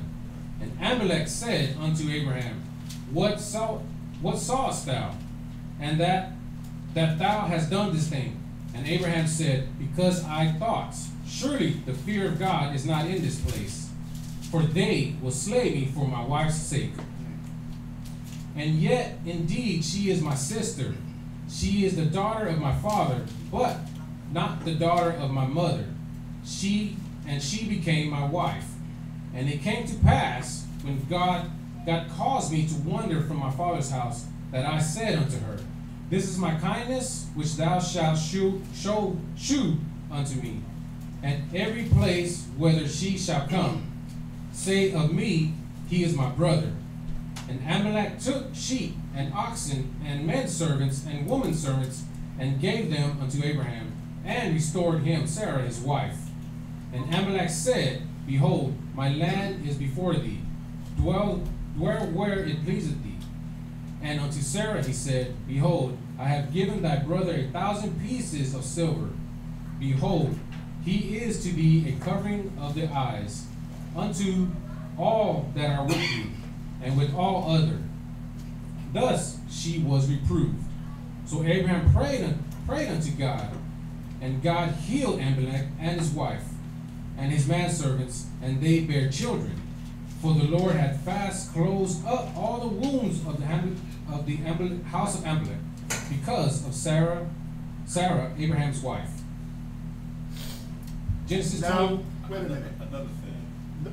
What's that? Because if he knew the law, he like how we kind of goes to what we were talking about last night. I wonder how long he had her without even going in onto her, because for them to even know that the Most High closed up their wombs. So he must have had her for a while and was trying to court her for a little bit and following the customs of marriage even then. Well, it could be, I don't know. Well, it said, verse 3. Verse 3 says, 20 and 3, it says, but God came unto Amalek in a dream by night, and said unto him, Behold, thou art but a dead man, for the woman which thou hast taken, for she is a man's wife. But Abimelech had not come near her. And he said, Lord, wilt thou slay a righteous nation? Right, so they don't really say how long. He could have had her for a little bit. But the scripture say in verse 18 that the Lord closed up all the wounds, but then he healed them. So right. How long we have to do it? It wasn't like a one night, one hitter quitter. Like, I'm going to just get, you know what I'm saying? Probably with some time. Yeah, he probably it just made me think about what we was talking about last night about how you was talking about the period of courtship and the actual ceremony of marriage. Oh, and taking your time to get to know somebody. Time. Yeah, we're just jumping in the sack, man, with chicks, just off the top. It's like even like on The Godfather when I don't know if you've seen the movie, like when Michael he goes to Italy to find because he's running from a war they have in New York, but he asked the girl's father can he marry her, and they're courting each other for a long period of time, even though he probably could have took her because he's the Godfather's son. See that? It's kind of it made me think about what we was talking about last night.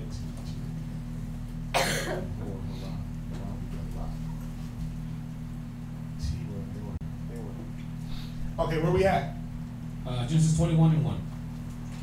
And the Lord visited Sarah as he had said, And the Lord did unto Sarah as he had spoken.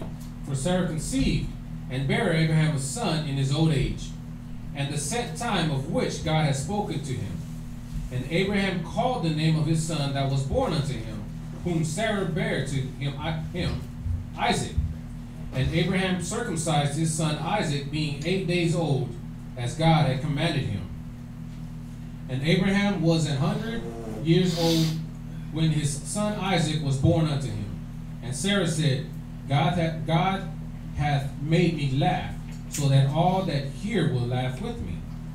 And she said, who would have said unto Abraham that Sarah should have given children suck? For I have borne him a son in his old age. And the child grew and was weaned. And Abraham made a great feast the same day that Isaac was weaned. And Sarah saw the son of Hagar the Egyptian, which she had borne unto Abraham, mocking. Wherefore she has done unto Abraham, cast out this bondwoman and her son, for the son of this bondwoman shall not be heir with my son, even with Isaac. And the thing was very grievous to Abraham's sight because of his son.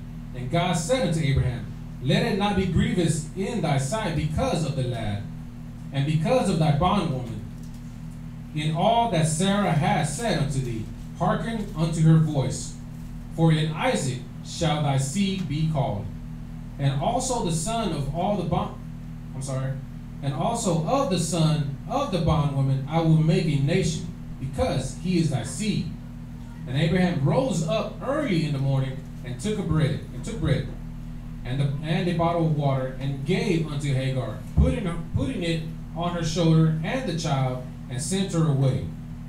And she departed and wandered in the wilderness of Beersheba. And the water was spent in the bottle, and she cast the children under one of the shrubs. What verse you at? 16. Oh, okay. What's he supposed to go to? 7. It's okay. On the slide. 21 and 7? Yeah. Oh no, you're at 21 and 17. Right. Yeah, 16. you went over. No, go ahead. No, it's all good. No. Yeah, finish. Go to 22 and verse 6. 22. It's all good. Genesis 21:16. And she went and sat her down over against him a good way off. And real fast, let me it says so did they come up with that definition just because of the physical features portrayed? I'm curious who came up with the definition of mongoloid. Well, when you look, I'm just on Google real quick. It says the mid-20th century racial classification by American anthropologist Carlton S. Kuhn divided humanity into 5 races: Caucasian, which is the white race; Negroid, the black race; Capioid, which is the Bushman; Mongoloid is the Oriental; and Australoid, which is the Australian. And then they start coming up with the Mongoloid syndrome, which is, again, the genetic disorder, what they call Down syndrome. So all they did was take a word, put a meaning to it, then switch the meaning over time. So just made it up. Basically. They made it up. They made it up. Watch. But if you look up the definition of mongoloid, relating to the broad division of humankind, including the indigenous people of Eastern Asia, Southeast Asia, and the Arctic region of North America. You see that? So basically, all those people that live in North America, like Canada. If you look at the people that live in Canada, you can't tell the difference between them. Hawaiians, Vietnamese, they all look the same. I was watching a documentary of these women that live up in Canada, and they, long story short, when you look at them, you're like, oh damn, they're Asian. You can't tell them. They will be classified as mongoloids because they're not Caucasian, they're not Negroid, they'd be mongoloids. So that's the classification. So it's like extra. Well, it's just one of the 5 classifications that they put on people. Yeah, there's 5 classifications. You know, I don't remember ever seeing that on like job applications. Mongoloid. I don't remember seeing it. But it's just one of the 5 classifications. Again, Caucasoid, Negroid, Capioid, Mongoloid, Australioid. So the Australians, Aborigines, the Pygmy, Papua New Guinea race. The Mongoloid would be Oriental, Amerindian race. So that's where they get that from. Let's see here. What does it mean, children that suck? Where we at? Where were we at? Where we at? Chapter 21, verse 7. And she said, who have said unto Abraham that Sarah should give children that suck, for I have borne him a son. But and she said, who would have said unto Abraham that Sarah would have given children suck? Oh, basically when it's talking about children suck, it's talking about breastfeeding. Right, so she's basically saying, who would have thought I would have brought forth a baby at my old age? who would have thought I would have gave birth to a newborn baby? That's all she was saying. When it says children that suck, children that are on the breast milk. Hopefully that's clear. Go ahead. Let's continue. Genesis 21, 16 over. And she went and sat her down over against him a good way off, as it were a bow shot. For she said, let me not see the death of the child. And she sat over against him, and lifted up her voice and wept. And God heard the voice of the lad. And the angel of God called to Hagar out of heaven, and said unto her, What aileth thee, Hagar? What aileth thee, Hagar? Fear not, for God hath heard the voice of the lad where he is. Arise, lift up the lad, and hold him in thy hand, for I will make him a great nation. And God opened her eyes, and she saw a well of water. And she went and filled the bottle with water, and gave the lad drink. And God was with the lad, and he grew, and dwelt in the wilderness, and became an archer. So verse 17 and 18, here you see Ishmael's blessing. That's what he got. He became a great nation. 12 princes came from him. You can see it today. Oh yeah, come on. They out there. They out there. Let's go to Sugarland. Let's go to First Colony Mall. You're like, goddamn. Y'all are out here. Yeah, every corner store and gas station. They out here. Every bodega now. They got it. And the reason why you know too that they couldn't be the children of the promise, is when you talk to the scripture says that we would discontinue our heritage. I've talked to plenty of Ishmaelites, and you tell them that you come from Ishmael. Ishmael. Yeah, they know exactly who their forefather is. They know exactly where they come from. It's our people that walk around, we don't know nothing. But you know what's crazy? You know what's crazy about this? Ain't Ishmael the firstborn? But did he get the true promise? No. So, and I know Thon went into it last week. He was hitting it hard, but you got to see it, man. The Most High, it's his will. His will will be done. Esau was the firstborn too. Esau was the firstborn also. He got usurped. He got supplanted. Right? But think about it. Even Ishmael was the firstborn, but how come he lost his? Because of his mom. And the way they was dealing. The way Hagar was mocking. Hagar was mocking from the beginning. She got pregnant. She mocked Sarah. She looked at her with the evil eye. And then when she had the baby, they were mocking. They were mocking Sarah. So, that wicked, man, that wickedness. You can't. The Most High is not going to let the promise come through no wicked intention or wicked thinking. And obviously it goes a little bit deeper than that. And I know Thou won't hit it last week, so I'm not going to go all the way in there. But go ahead, let's read on. Genesis 21:21. And he dwelt in the land of Paran, and his mother took him a wife out of the land of Egypt. And it came to pass at that time that Amalek and Pichol, the chief captain of his host, spake unto Abraham, saying, God is with thee in all that thou doest. Now therefore swear unto me here by God that thou wilt not deal falsely with me, nor with my son, nor with my son's son, but according to the kindness that I have done unto thee, that thou shalt do unto me, and to the land wherein thou hast sojourned. And Abraham said, I will swear. And verse 25. And Abraham reproved Amalek because of a well of water, which Amalek's servant had violently taken away. And Amalek said, I wot not who hath done this thing, neither doest thou tell me, neither yet heard I of it, but today. And Abraham took sheep and oxen and gave them unto Amalek, and both of them made a covenant. And Abraham set 7 ewe lambs of a flock by themselves. And Amalek said unto Abraham, What mean these 7 ewe lambs which thou hast set by themselves? And he said, For these seven ewe lambs shalt thou take my hand, that they may be a witness unto me, that I have digged this well. Wherefore he called that place Beersheba, because there they swore both of them.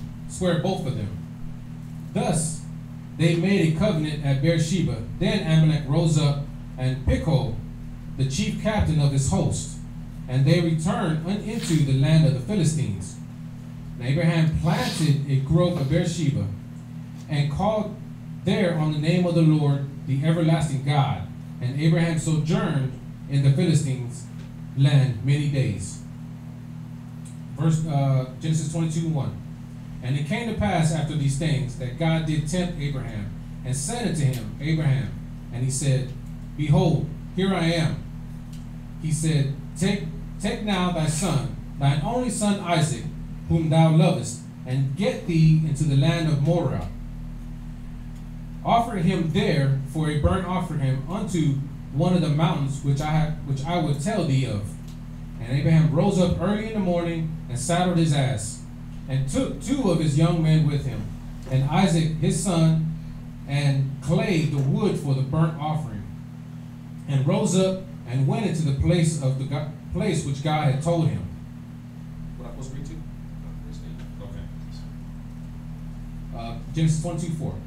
Then on the 3rd day Abraham lifted up his eyes, and saw the place afar off. And Abraham said unto his young men, Abide ye here with the ass, and I and the lad will go yonder and worship, and come again to you. And Abraham took wood of the burnt offering, and lifted it upon Isaac his son. And he took the fire in his hand, and a knife, and they went both of them together. Okay. Verse 6? All right. And also show you that the law was still there, because how would you know how to do a burnt offering the proper way? Right. You wouldn't. So, y'all, where are we at? Verse 7. 22 and 7? Yes. Is that everybody? All right, let's go.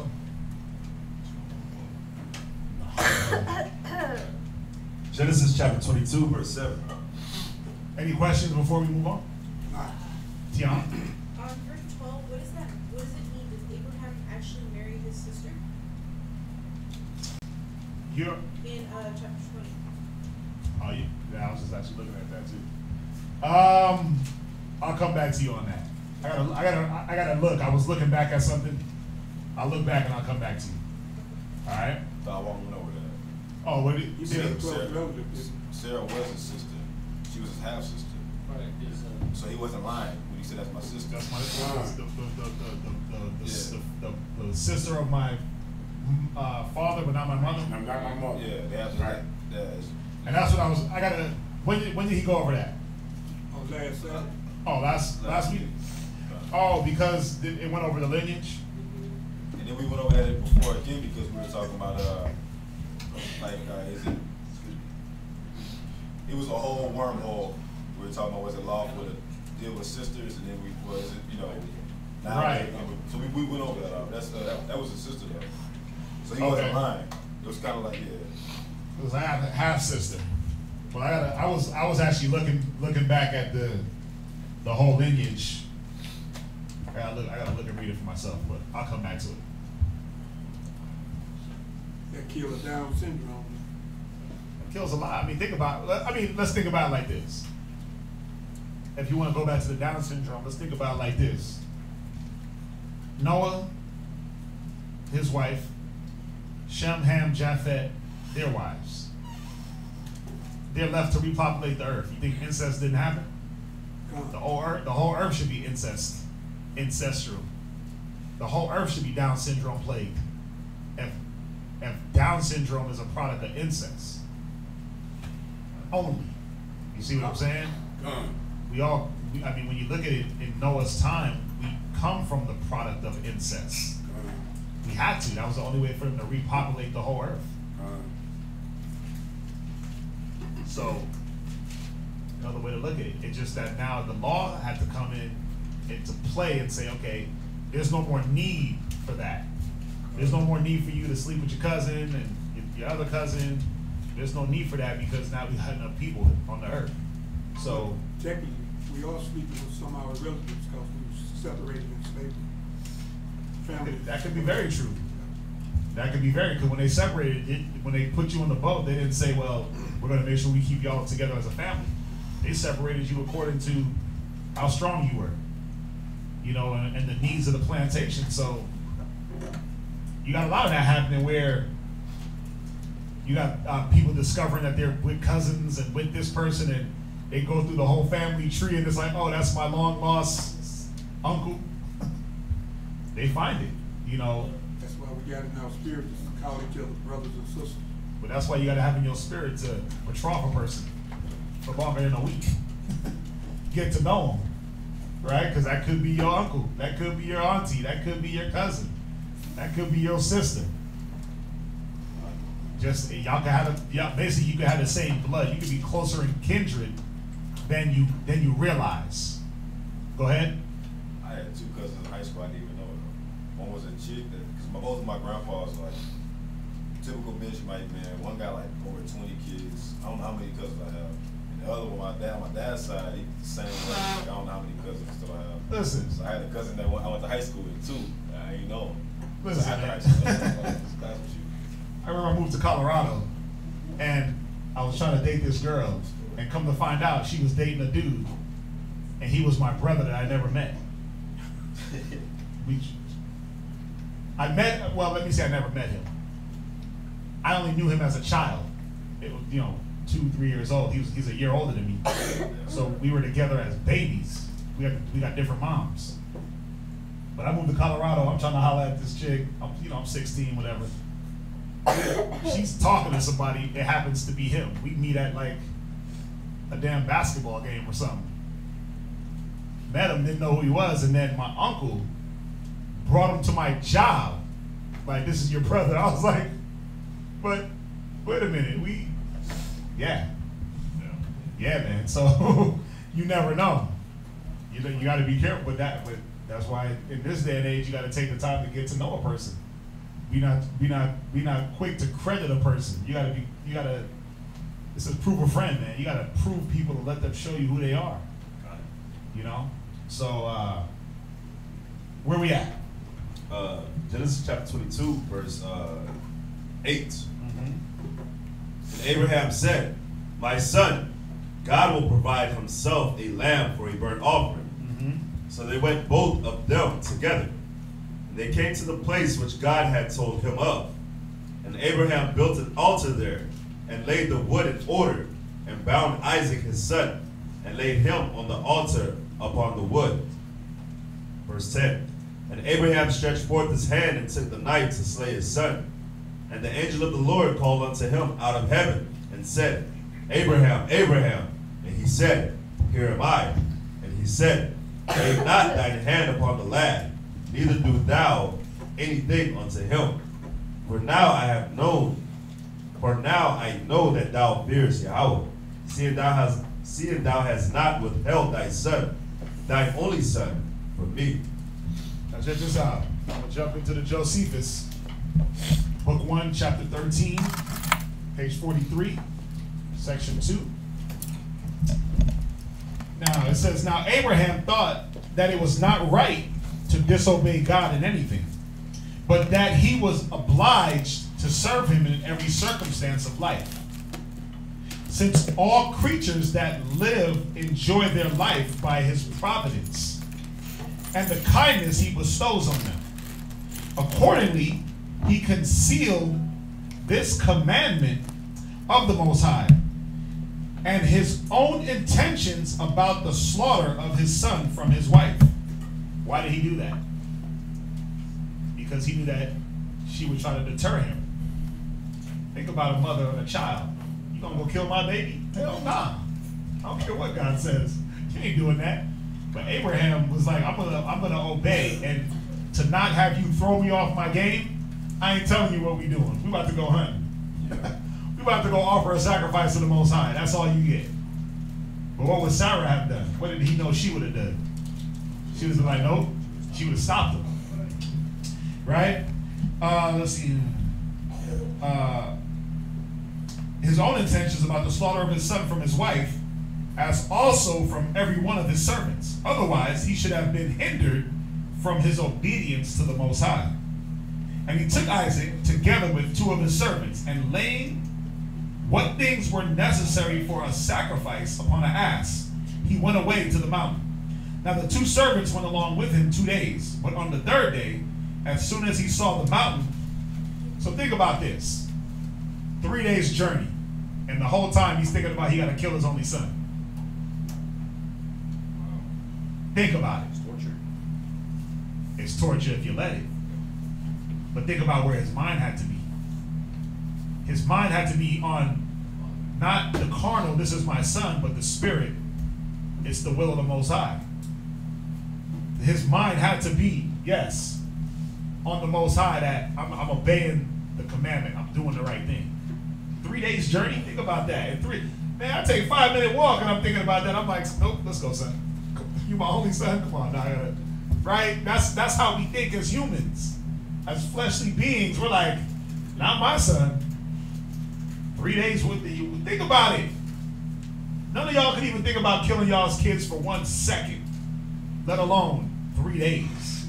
I would die. What were you gonna say? I was gonna say, but based on his relationship with the Most High too, not only was he like continuously conscious of the Most High, but he trusted him immensely. And why would he stop now? With everything that the Most High was promising and everything that he was telling him that was gonna happen, and like everything was coming to fruition just as the Most High had said it would. So why stop trusting in the Most High now? Well, because, I mean, when you look at Abraham, hold on, we'll find this real quick.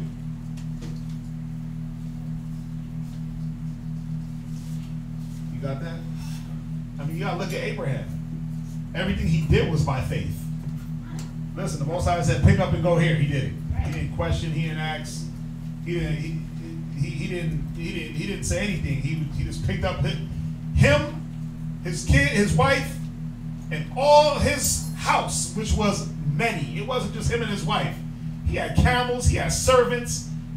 They had families. Come on, he picked everything up and just went. You know, he was the father of faith, man. He let faith lead him.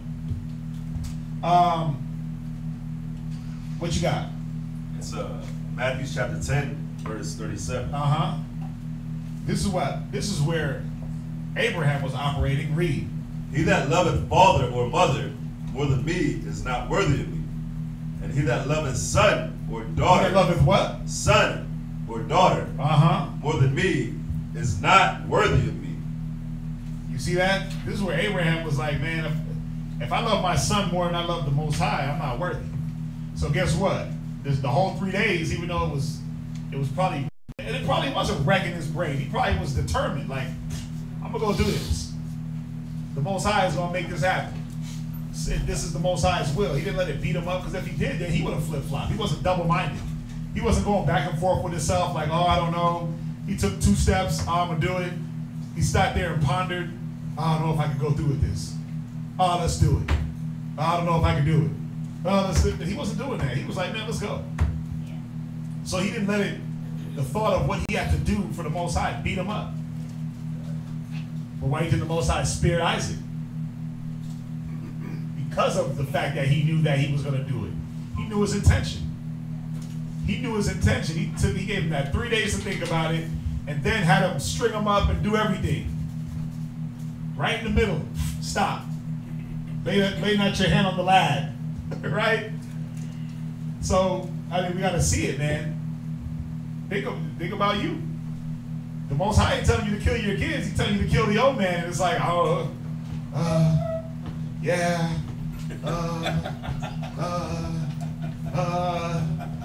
You dancing around, man. It's like, stop being lustful. Stop being hateful. Stop being a drunkard. Stop being a whoremonger. Stop being prideful. Get some humility. And you like, 1 minute, you walking and you humble as hell. The next minute, you like, I'm just prideful as hell now.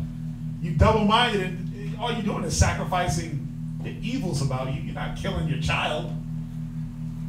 You're not killing yourself. You have not suffered unto blood, striving against sin. You ain't got to bleed for this.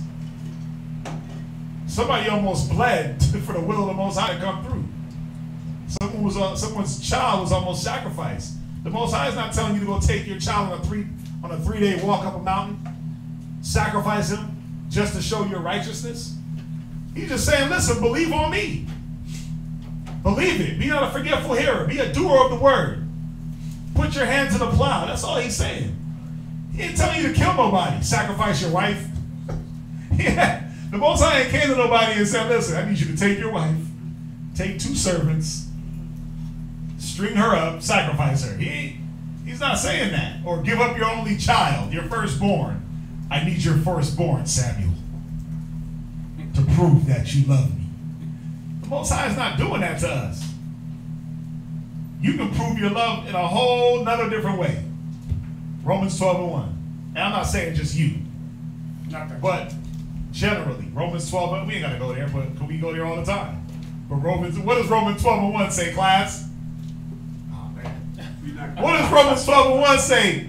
Quadashai? Oh, gosh. It says, present your bodies as a living sacrifice, holy and acceptable. You don't have to sacrifice anything. Be the living sacrifice. Y'all see that? He ain't got to go and string up. He don't got to take his firstborn baby that's about to come and walk her up a hill, tie her up against some stones and slaughter her to show the Most High that he loves the Most High. He got to present himself. The Most High doesn't require. He said, thou requirest not sacrifice, else would I give it. The sacrifices of Yahweh are He ain't the only one that knows the sacrifices of Yahweh are what? A broken spirit and a contrite mind. Like he wants your mind. He wants your spirit. He don't want you to sacrifice blood. He don't want the blood of goats and rams or your damn children. Your baby. He don't want your firstborn. No, he don't. He wants you. He wants us. He wants that willing mind. If there first be a willing mind, then it is accepted.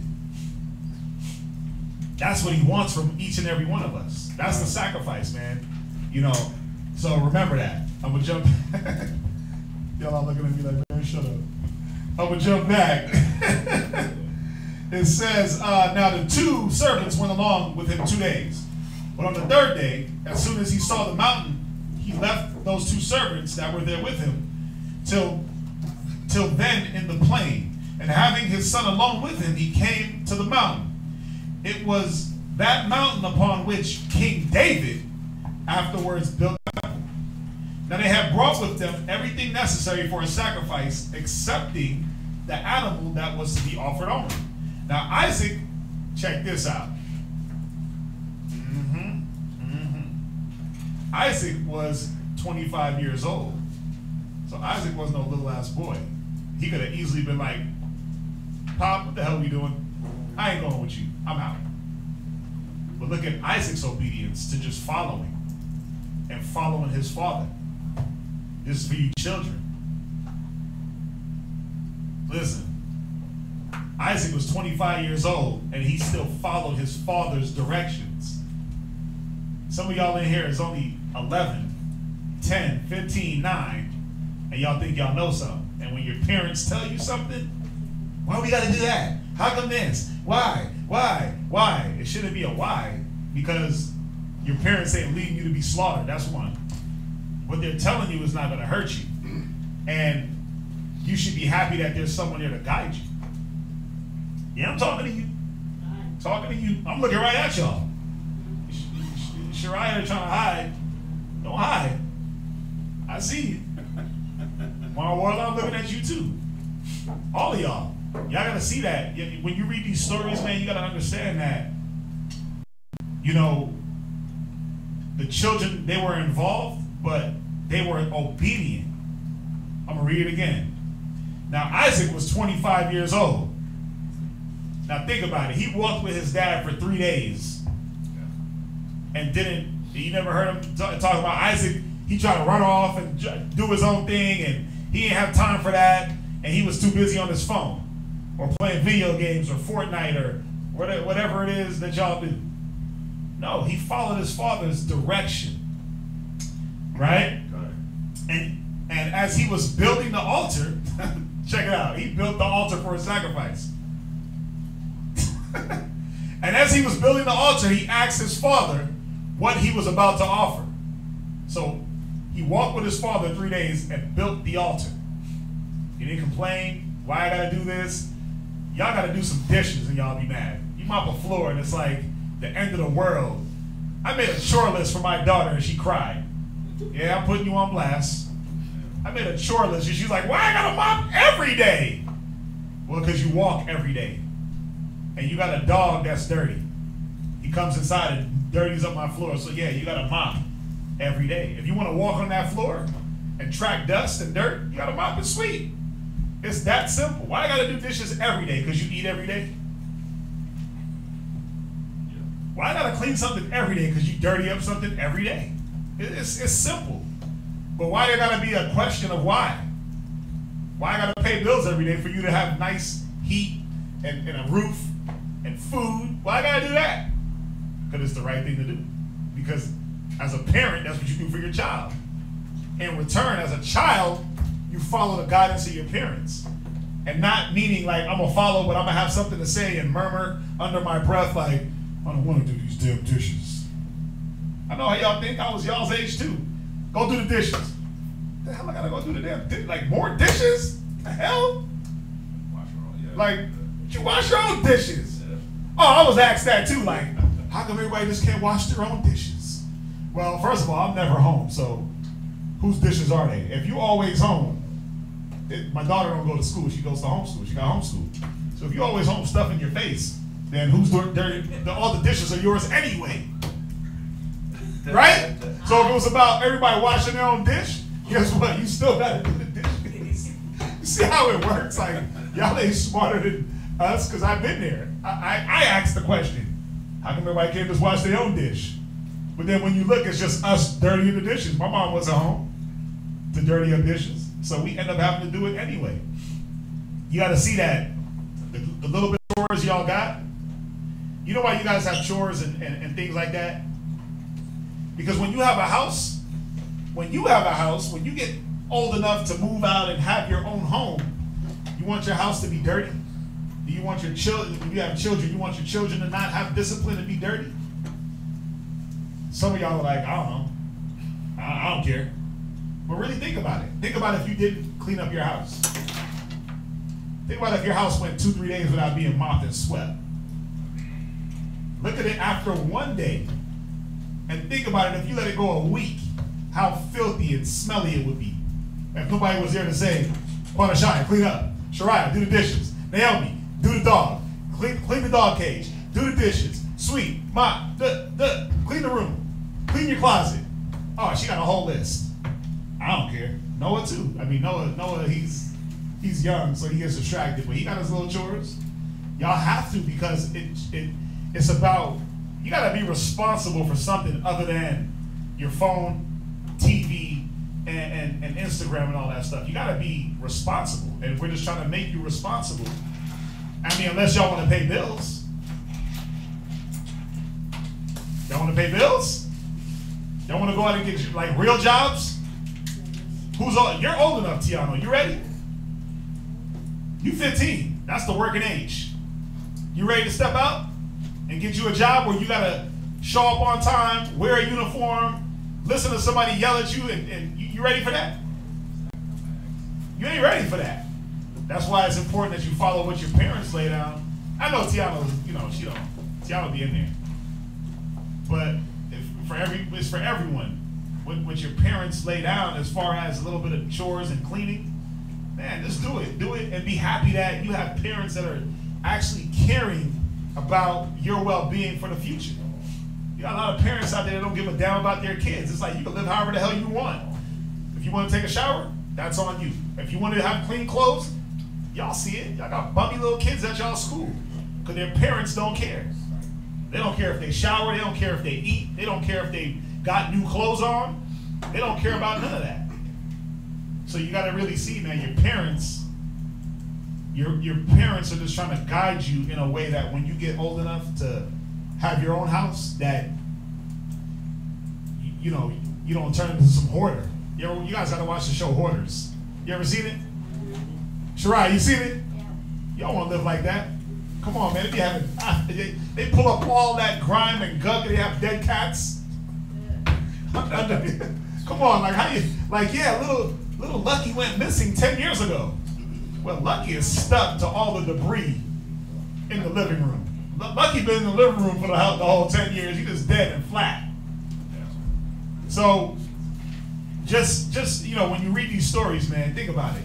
You read these stories, it's not just for the adults. It's for you kids. It's an example in there for the kids of how to follow and how to do things the right way. Y'all get that, kids? Khan? Marwala Khan? Khan, say it with some power. Wake up. I'm going to read it again. Now Isaac was 25 years old, and he was building the altar. He asked his father what he was about to offer, since there was no animal there for the oblation, to which it was answered that God would provide himself a oblation, he being able to make a plentiful provision for men out of what they have not, and to deprive others of what they already have when they put too much trust therein. You see that? So he's telling you, don't put too much trust in what you have, because it will be stripped. Nothing for the Most High to bring you high, nothing for the Most High to bring you low. That therefore, if God pleased to be present and propitious at this sacrifice, he would provide himself an oblation. As soon as the altar was prepared, and Abraham had laid on the wood, and all the things were entirely ready, he said to his son, O son, I poured out a vast number of prayers that I might have thee for my son. Because he prayed to the Most High for Isaac. He entreated the Most High for Sarah to have Isaac, because she was barren. When you read back, when thou wast come into the world, there was nothing that could contribute to thy support, for which I was not greatly solicitous, nor anything wherein I thought myself happier than to see thee grown up to man's estate. So he said there was nothing better than to see me watch you grow up, right? And that I might leave thee at my death the successor to my dominion. Because that's what a father wants to do.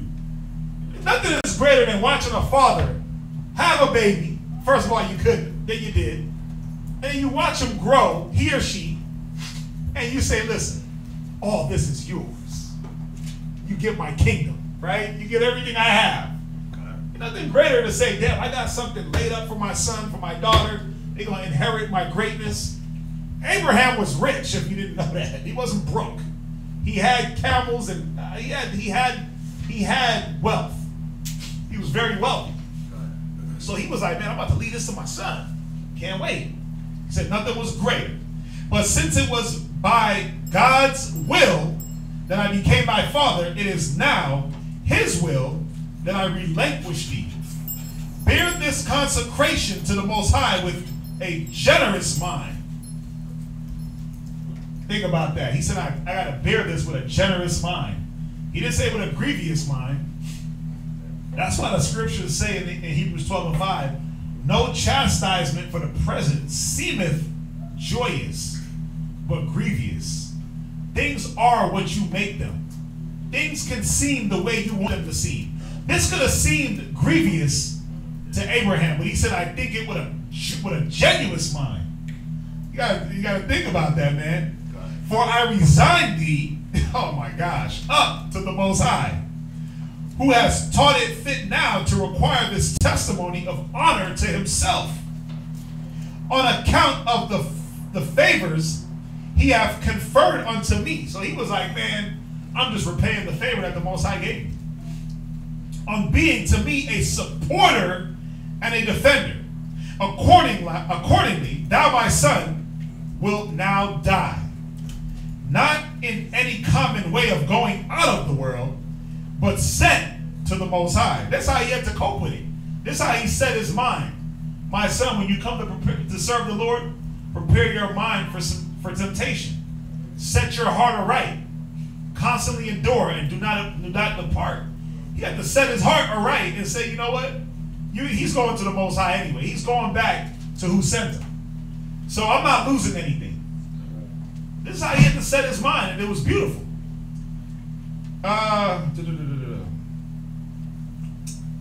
Where's that?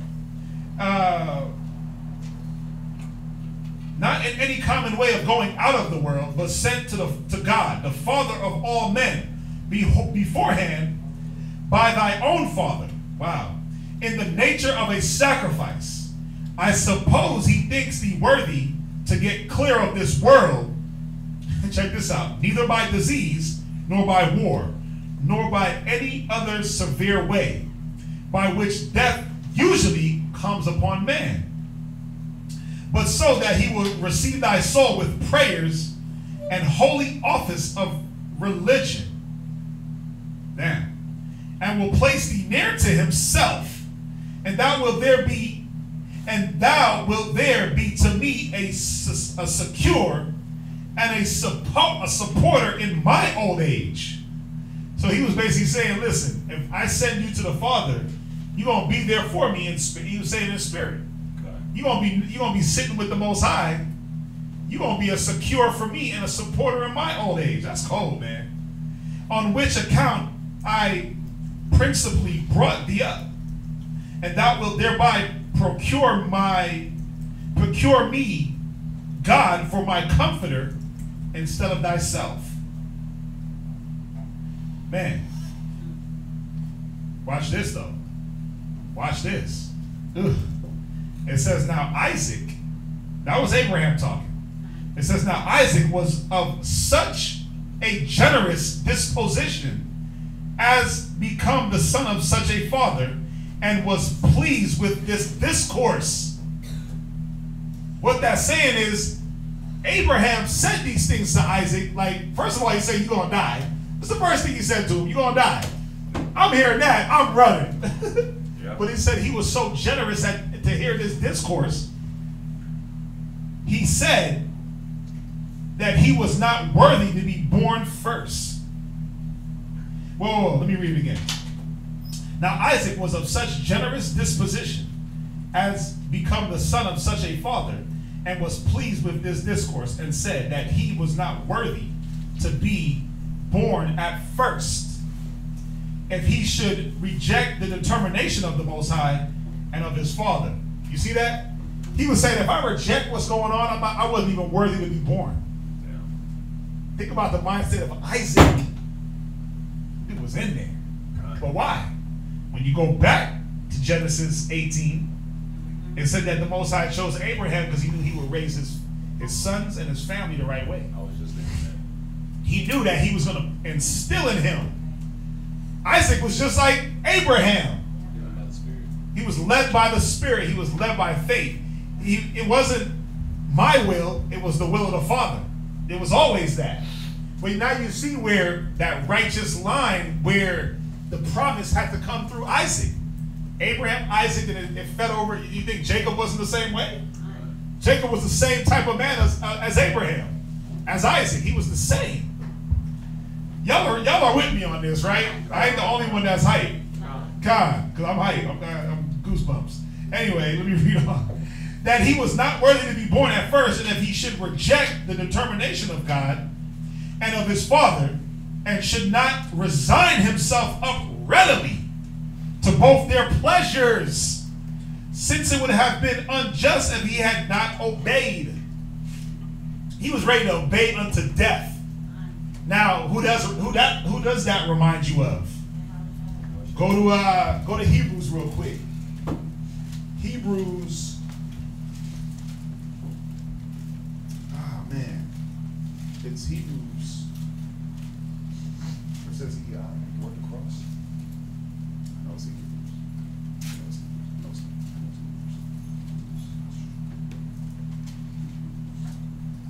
Go to. He'll find it, and I'll read on.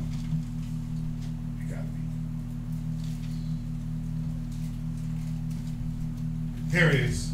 Hebrews 12 and 2. Hebrews 12 and 2. I'm going to read it. It says, looking unto Yahweh Shai, the author and finisher of our faith. What was Abraham rolling in? Faith. Isaac. Faith. Who for the joy, think about it. He said, who for the joy that was set before him endured the cross. What did that mean by he endured the cross? He had to go through from the beginning of his life all the way till he was strung up and crucified, knowing that he was going to die. He knew that he was going to be put up for sacrifice. He knew it, but he endured all the when he went to go teach, he endured all the Pharisees hating on him. He endured all the hatred that came his way. He endured the beatings, the whipping. He endured that. And all the way until he was put up on that cross.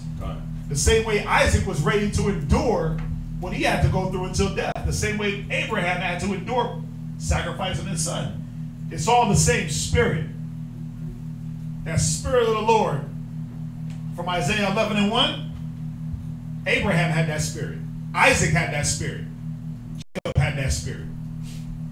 The 12 tribes had that spirit. I mean, they were a little twisted in some of their ways. But they all had that spirit of the Most High, man. That's why the promise came through. I'm going to read on to Josephus. Since it would have been unjust if he had not obeyed, even if his father alone had so resolved. So he went immediately to the altar to be sacrificed. How many of you children would go immediately to be sacrificed if your dad said it's time? Listen, man, go do the dishes, and it's like, there's a 30-minute delay in between the time when you're told and to go do it. So, I mean, you got to think about the mind. Go mop. And it's like, I'm going to find every, go to bed. Oh, I love that one. Go to bed. And then all of a sudden it's like, I got a question. Dad, what about this? But go to bed. No, it was like that last night. I'm like, dude, okay, time to lay down. And all of a sudden he wants to come with this old, like, intellectual discourse on numbers. I'm like, bro, go to sleep. You ain't smart. You ain't trying to delay going to bed. Like, come on, man. It's about obedience. So he immediately went to the altar to be sacrificed. And the deed had been done if God had not opposed it. For he called loudly to Abraham by his name and forbade him to slay his son and said, it was not out of a desire of human blood that he was commanded to slay his son, nor was he willing that he should have been taken away from him who he had made his father, but to try the temper of his mind, whether he would be obedient to such command. Since therefore he now was satisfied as to his alacrity and the surprising readiness he showed in his piety, he was delighted in having bestowed such blessings upon him, and that he would not be wanting in all sort of concern about him, and in bestowing other children upon him. Because remember, when you read the story of Abraham, when Sarah died, he had other children. It wasn't just Isaac and 10. You see that? So he gave him other children because why? He was ready to give up one. You see that? Where, think about Job. Job lost his children, wife, this, and he was restored tenfold because of the way he handled the situation. So the Most High give him, he'll take away, but then he'll give again. It's nothing all of a sudden for the Most High to make a poor man rich. Let's see here.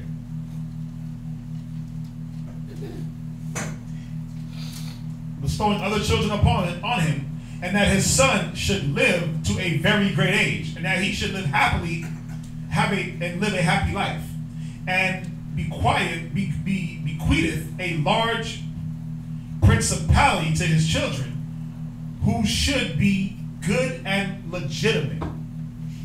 He foretold also that his family should increase into many nations, and that those patriarchs should leave behind them an everlasting name, that they should obtain possession of the land of Canaan and be envied by all men. And when God had said this, he produced a ram which did not appear before for the sacrifice. So Abraham and Isaac, receiving each other unexpectedly, and having obtained the promises of such great blessings, embraced one another. And when they had sacrificed, they returned to Sarah and lived happily together, God affording them his assistance in all things they desired. So before I get to you got to see how the Most High works in twos. He was working on Abraham and his virtues, but he was also pointing out what type of son Isaac was. Because a rebellious son, what do you do to him? You kill his ass anyway. So if he would have rebelled, he would have been put to death regardless. That's what you do with a rebellious child. When you go into the law, you bring him out to the congregation, you say he was rebellious and a drunkard, and the whole congregation stoned him. It didn't matter how old his ass was. Right? So either way, that's probably would have been the outcome. Well, he was rebellious, he didn't listen, we're gonna stone him. But what did he do? He gave himself up willingly. Just like Yahushua gave himself willingly. Go there real quick. Go to 1 Corinthians 8. Watch this. You know, all these scriptures hit you when we hit these scriptures a lot, man. It's nothing new. But they go with the story. I believe it's 1 Corinthians 8. I want to say it's 1 Corinthians 8. It is not 1 Corinthians 8, 2 Corinthians 8. Oh, man. Something's hitting me out in the allergies for some reason. Wow. I don't have allergies, though.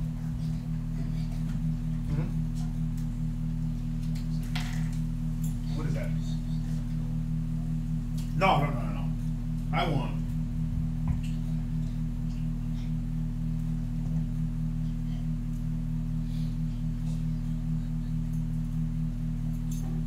First Corinthians 8 and 12. 1 Corinthians 8 and 11. God. 1 Corinthians chapter 8, verse 11. And through thy knowledge. 2 Corinthians 8 and 11. Now therefore perform the doing of it. What was Abraham about to do? Perform the doing of it. Go ahead. That as there was a readiness to will. Was not Abraham ready to carry out that will? He was about to perform that slaughter. Go ahead. So there may be a performance also out of that which you have done. Now, obviously, again, the Most High is not going to come down. He's not commanding us to go take our children or anything and sacrifice it. That's not the will that he wants to see. That's not the readiness. But here it is. Read. For if there be first a willing mind. What there has to be? A willing mind. Now, Abraham had that willing mind, but so did Isaac. They both had a willing mind to carry forth the will of the Most High. And how did they justify their minds? They justified it through the comfort of the scriptures, through the comfort of knowing the Father, knowing that if I do the will of the Most High, my son, he's going to go back to the Father that gave him to me. A lot of you parents are like, well, that's my baby. That's my child. No, that's the Most High's child. And if the Most High takes him, the Most High takes him. Because the same way he put him in your womb and gave you that spark in your loins, the same way he can take him. So, you know, when you deal with death and why the Most High took this person and why the Most High took that person, it was his choice. That was his will. That was his baby. That was his spirit. He ain't looking at the age or anything like that. He's looking at the spirit. But Abraham knew that Isaac was going to go back to the Most High. right? He knew Ecclesiasticus, where it said, you die, your flesh goes to the dirt, your spirit goes back to the Father who sent it. He knew that. He knew these things. So he was comforted in what? He was comforted in the sacrificing of his child. He didn't have to go and rip his brain apart and go, and have high holy councils and question the Most High. He was comforted through the Spirit. He knew that it was the right thing to do, and that the same way he got a child, because he already had one, the same way the Most High gave him one, he could give him more. Go ahead, read on. It is accepted according to that a man hath. It is according to the man what? That a man hath. Yeah, see, you're accepted according to what you have. A lot of us look at what we don't have when we come to serve the Most High. We look at our imperfections and our shortcomings, and it's like, oh, I'm wicked. The Most High don't love me.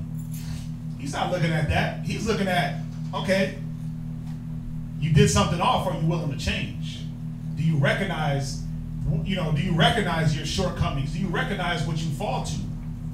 And are you willing to change it, make it better? A just man falls 7 times. So obviously a just man ain't perfect. And he has imperfections, and he has downfalls. But are you gonna stop serving the Most High because you fell? Nah. But some of us do. We condemn. Some of us get into that condemnation spirit of, oh, I made a mistake or I messed up. Yeah, the Most High sees it, but that don't mean you go into condemnation and you no longer keep doing the will of the Most High. Y'all understand that?